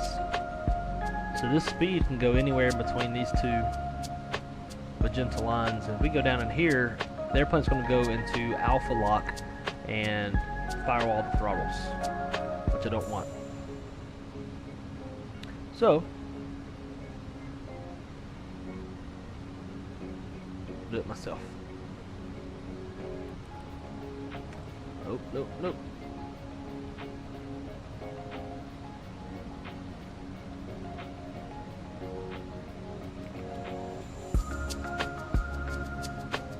Don't want to get into that VLS. Trying to get caught up to the green dot.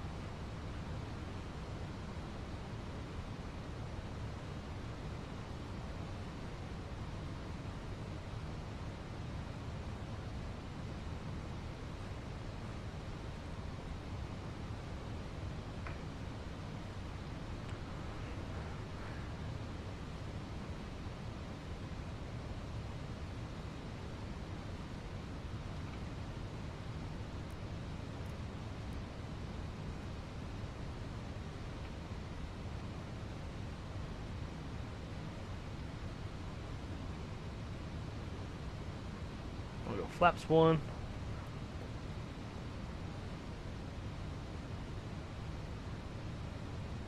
And just a little bit of drag.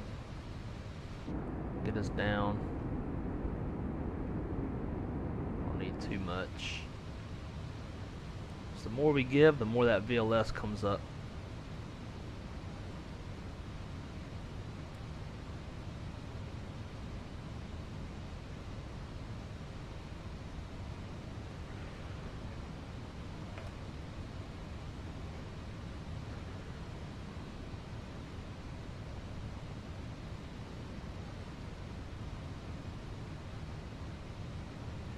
Phoenix traffic, American 1310 is about 15 miles north of the field.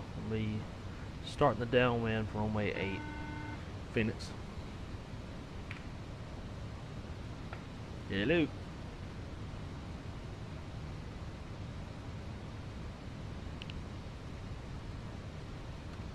Y'all can't hear the flight attendant thing, can y'all?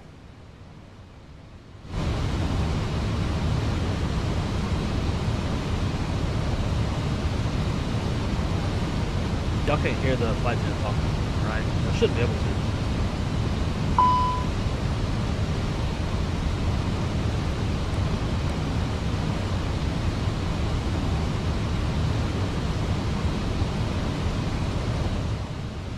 Yeah, I don't have the audio sources in OBS set up to where y'all can hear the flight attendant, which is fine because half the time it's like stupid. It's not. Whoever made it, it's not an actual flight attendant. Like the part where the flight attendant's supposed to call up and say, you know, hey, the cabin's ready. It'll be like a captain talking. It's like, no, that's not how this goes. Okay, cool. Y'all cannot. Yeah. Yeah, I didn't think y'all should or shouldn't have.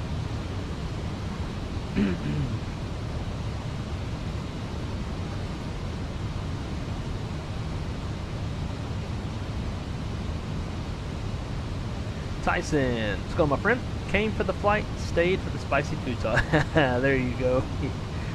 How's it going, dude? Welcome aboard. Delta's my preferred airline out of Little Rock. Southwest reduced their flights. Yeah, I could tell. When I talked to my sister the other day about some flying out of Little Rock, definitely seemed like they did. Not a great option for me. American leaves me stranded way too much. United, I'd rather walk. I feel you. Same boat. Same boat. Alright, let's drop down to 180. I've been to that field. So. I think that's Cardinals Field.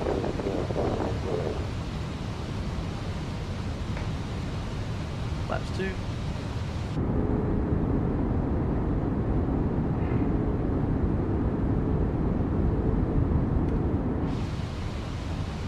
Alright, let's bring it on down.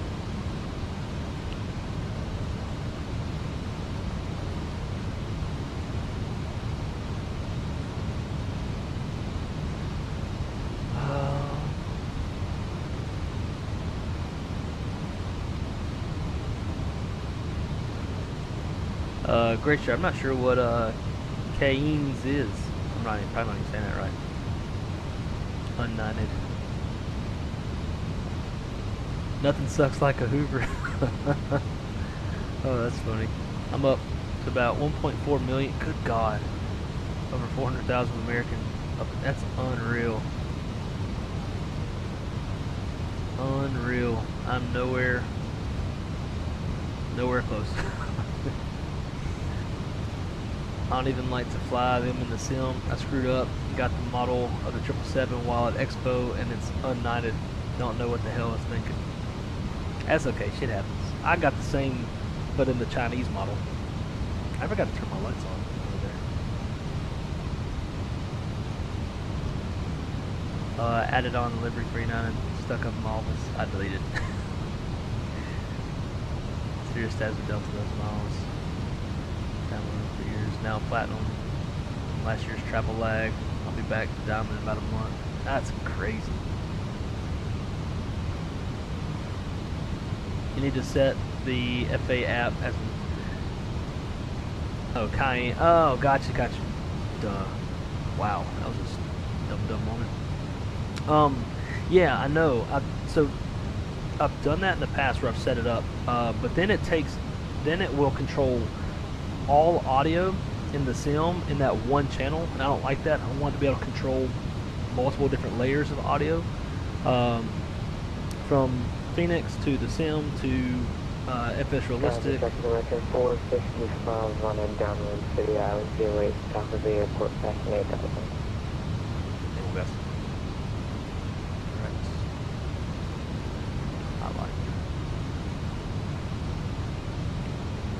Phoenix Sky Harbor traffic, American 1310. We're turning base to final runway 08. Phoenix Sky Harbor. Alright, on the approach. About 1.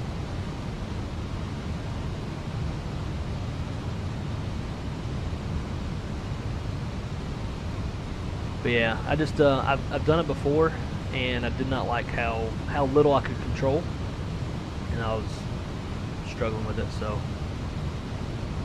I just like, well, nobody will be able to hear the flights in it.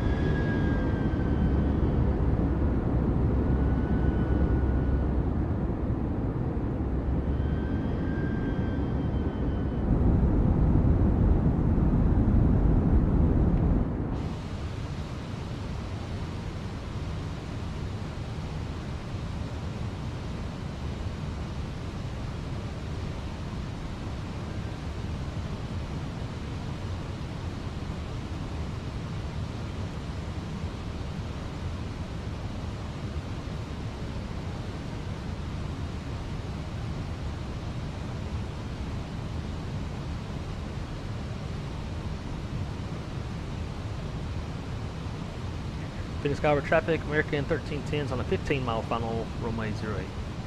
Phoenix Sky Harbor.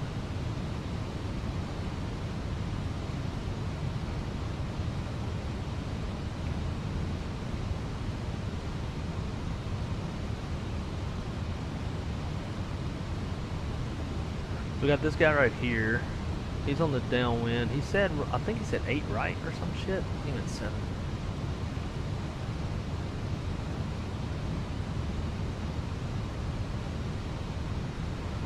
Alright, missed approach procedure. Climb 3,000, climbing left turn to 5,000.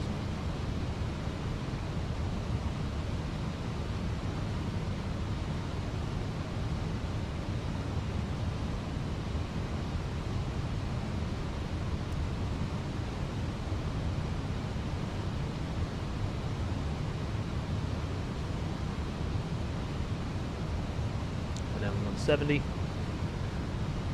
Yeah, I have that all split up in separate audio tracks. So were you able to make it its own audio source? Because I did that, I made it my own audio source too. But then when I muted everything, like when I went back and listened to the sim, it was like I was getting double. Like the same sound would come through twice. It'd go through the audio track that was set up. So for example, Microsoft Flight Sim, like it was coming out of the Fenix audio source, and then it was coming out of its own audio source, so you're hearing echoes. Alright, let's see if I can not slam the shit out of this one. Would be great.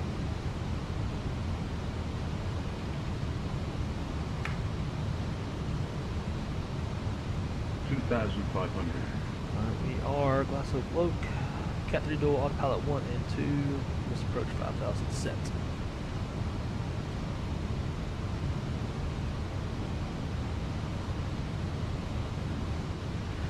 In the Sky Harbor, American 1310 is on an 8-mile final runway 08. Sky Harbor. We'll keep it 170 to 6. 2,000. Not sure where that other guy's at.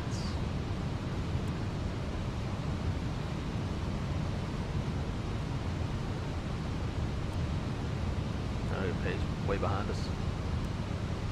No factor.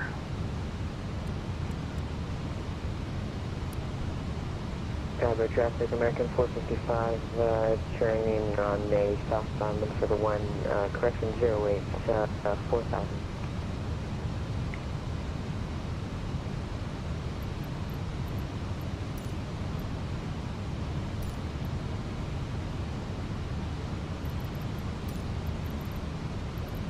Let's go Alpha 11.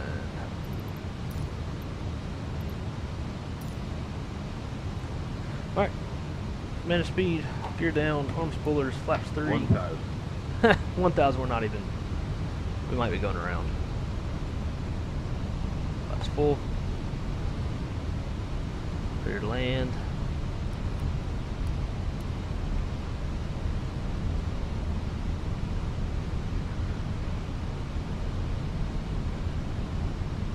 Yeah, real airplane, we would probably already be doing that go around. It's getting late.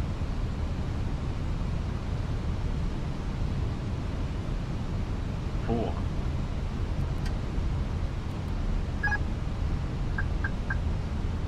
100 above. 300. Minimum 200. Some weird oscillations. Flight slow. Flight slow. What? What's going on? Flight slow. 40. 30. 20. Retard. 5. Come on. Caliber traffic, American 455, joining localizer 08, 4,000, 17 mile final.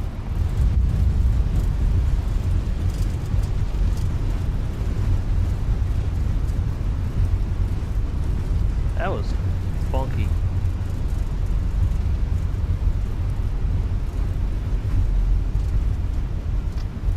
Versatile. Sky Harbor traffic southwest 1806 is coming out Terminal 4 Delta 11 and taxi at Delta 9 Echo to some left Phoenix Sky Harbor traffic.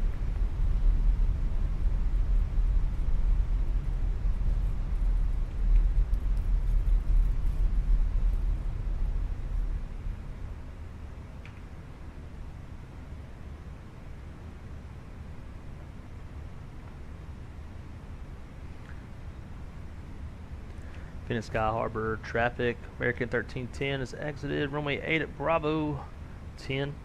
Taxiing to the ramp. Sky Harbor. Alright, I think we... Oh, we'll turn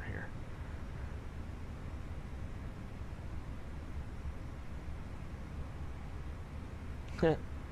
The 321s.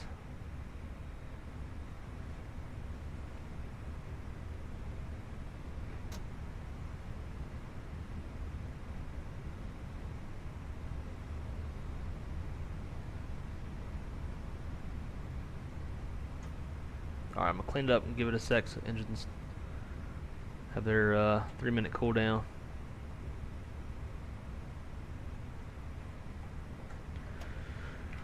Alright.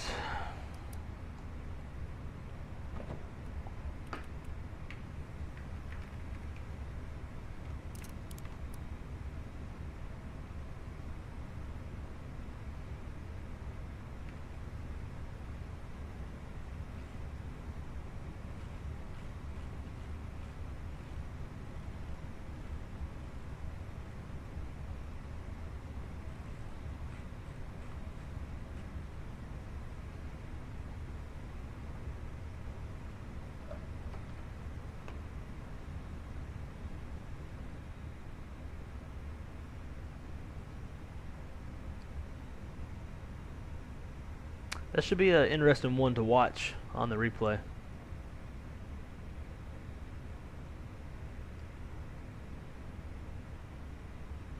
If you do Fenix to Mazatlan on your next leg, you'll recreate my my flight last December to see the in-laws for Christmas. Nice. Yeah, this is going to be the last one for this stream. I might stream again later on tonight. It's 9 o'clock, actually almost 9:30, and I haven't hung out with Crystal. Skyward traffic, American So I need to 455. go hang out with her. Final 08.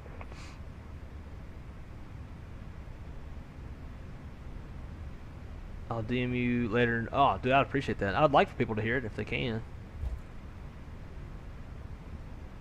Swing it out wide.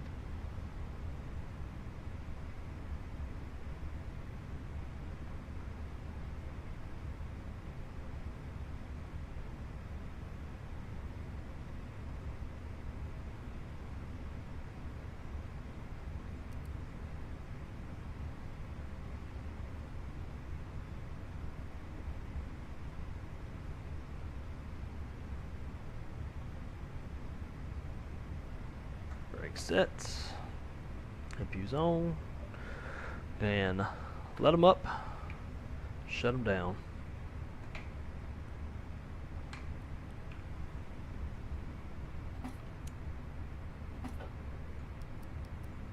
Hey, Skyward traffic, American 455, short final 08.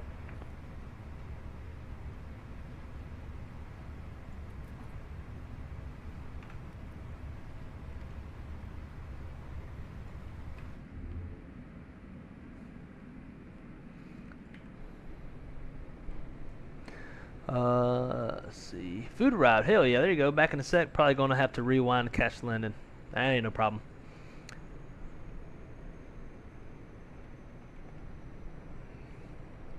Does the jetway not work, or did we just have parked too far? I don't think it has auto.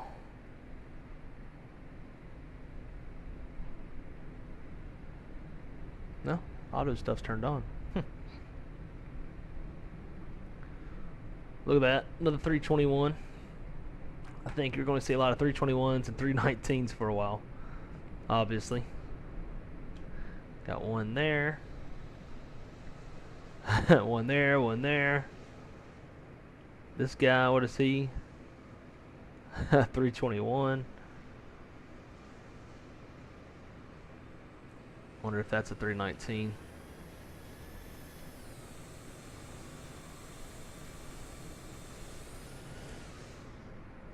That looks like a 320.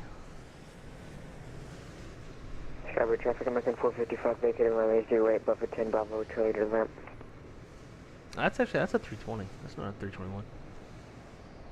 Huh.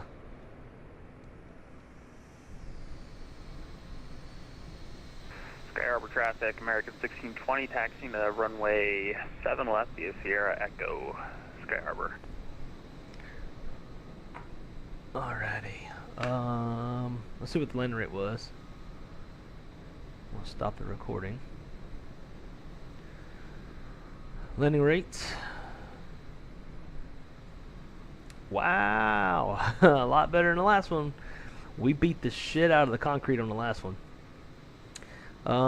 Let's see. Tyson said the proposing. Why can I not read today? The poising is a. Oh, I gotcha. Known bug they're working on. Okay, gotcha. The oscillations. I'm getting these weird oscillations. Okay. I'm glad I'm not the only one. I got scared. But Red Fisher, what's going on, dude? Great to see you, man. Welcome aboard. Will H, my man. Welcome, welcome. All right, I'm ready to see this replay because we got a little bit squirrely there on the last few feet. Airplane was trying to cut around on us. Obviously had those weird little oscillations. Disconnect that. Here, we'll tell this thing reset position. Bye. And then let's see, panel states. Ready, activate.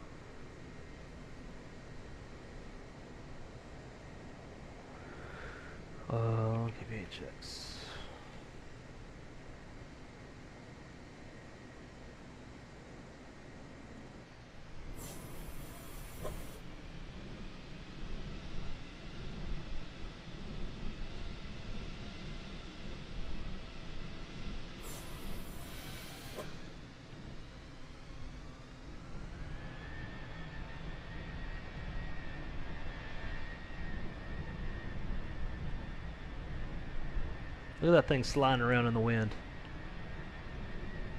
Gotta love it.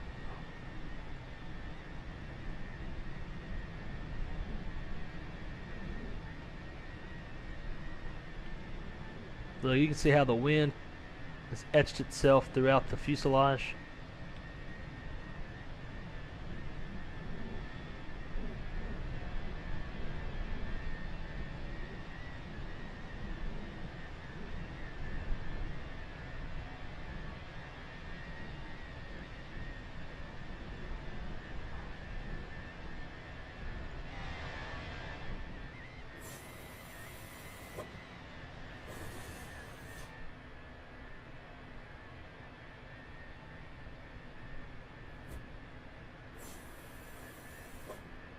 Oh, look at that thing sliding around. I love it. Guys, we're at 48 likes. What do y'all know about that? That's some crazy shit for this channel. Guys, I greatly appreciate y'all. Y'all are awesome.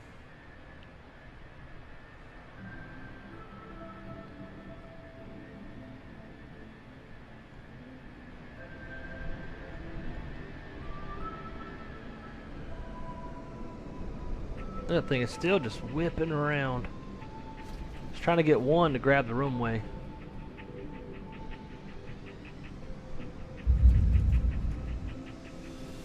Just kicking the shit out of that rudder.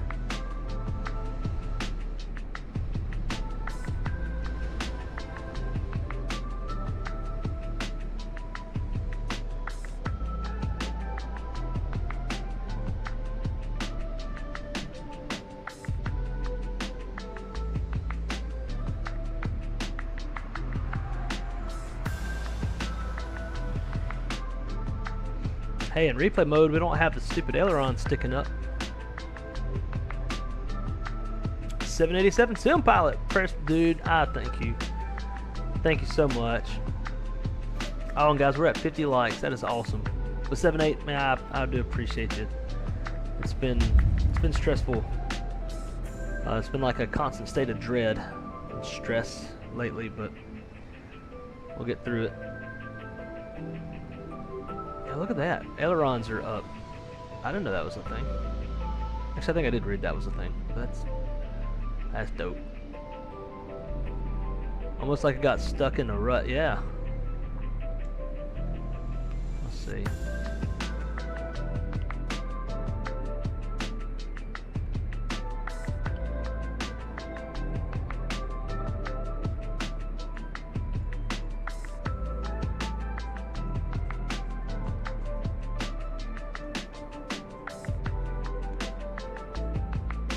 Trying to straighten it up there at the last second.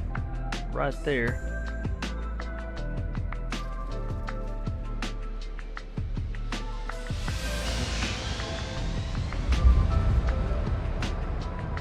Overall not bad, especially with how the airplane was slip-slapping around.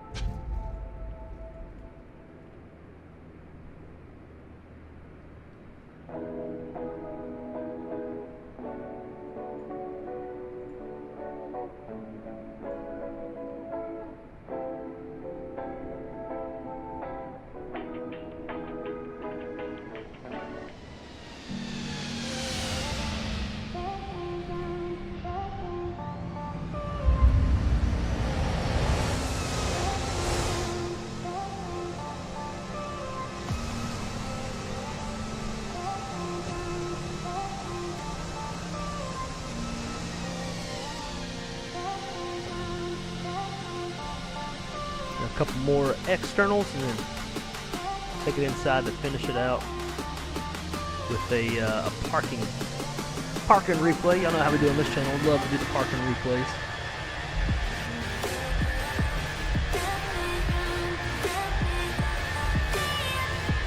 Good oscillation.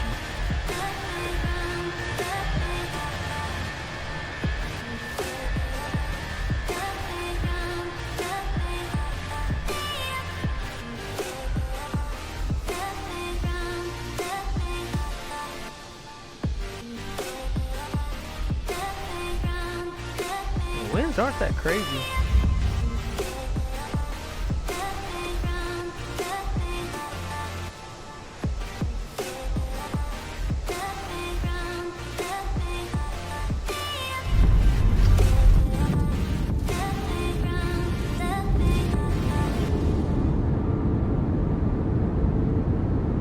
Grab some views from inside. Damn, look at that. That's cool. This would be a great airport to have, like an overhaul downtown area with like accurate night lights and stuff, since you fly so close to the downtown.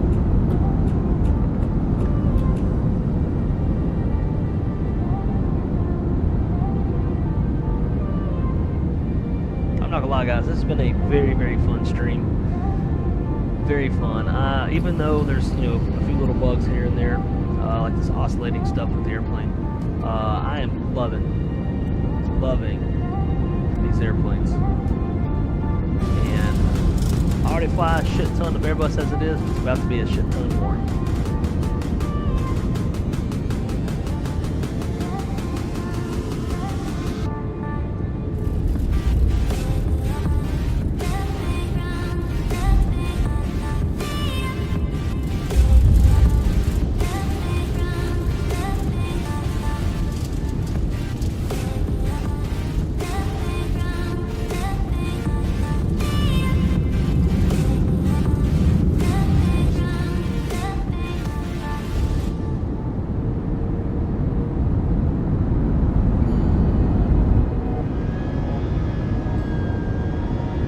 See those engines, how it's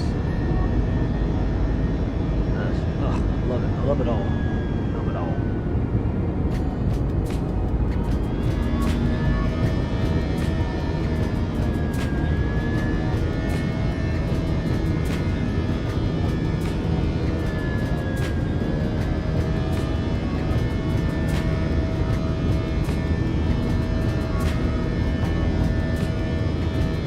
Need some sort of weather radar in this thing. I say with just, there's a few things I would personally like to have.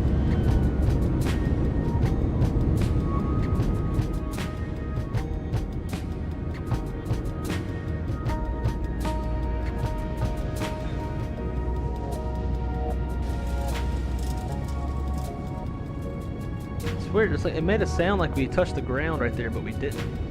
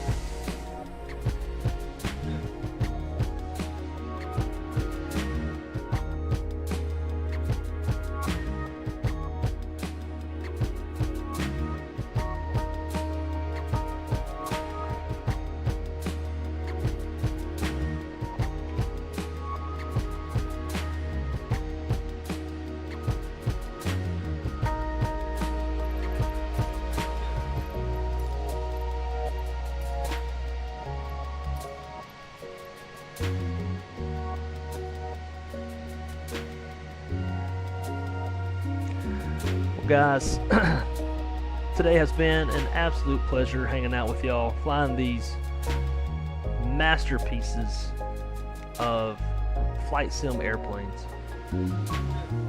Obviously, y'all know that I dispatch Airbuses, and I'm big in the Airbuses, so you can expect to see a lot more of these airplanes on the channel.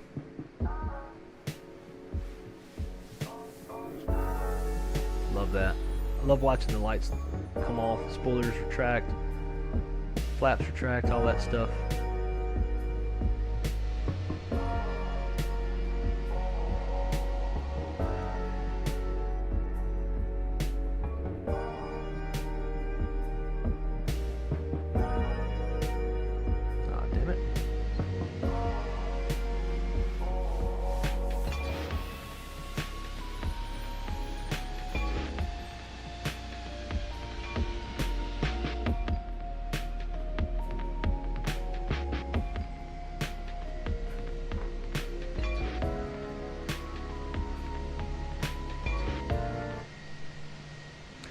Alright guys, it has been an awesome time. Hope y'all enjoyed this stream. Turn the camera off so y'all can enjoy the cinematic parking. But I hope y'all enjoyed this stream. I'm glad I got to bring y'all along for my first flights in the 319 and the 321. Definitely need a little bit more practice in the 319 to kind of get used to its flight characteristics or dynamics, however you want to call it.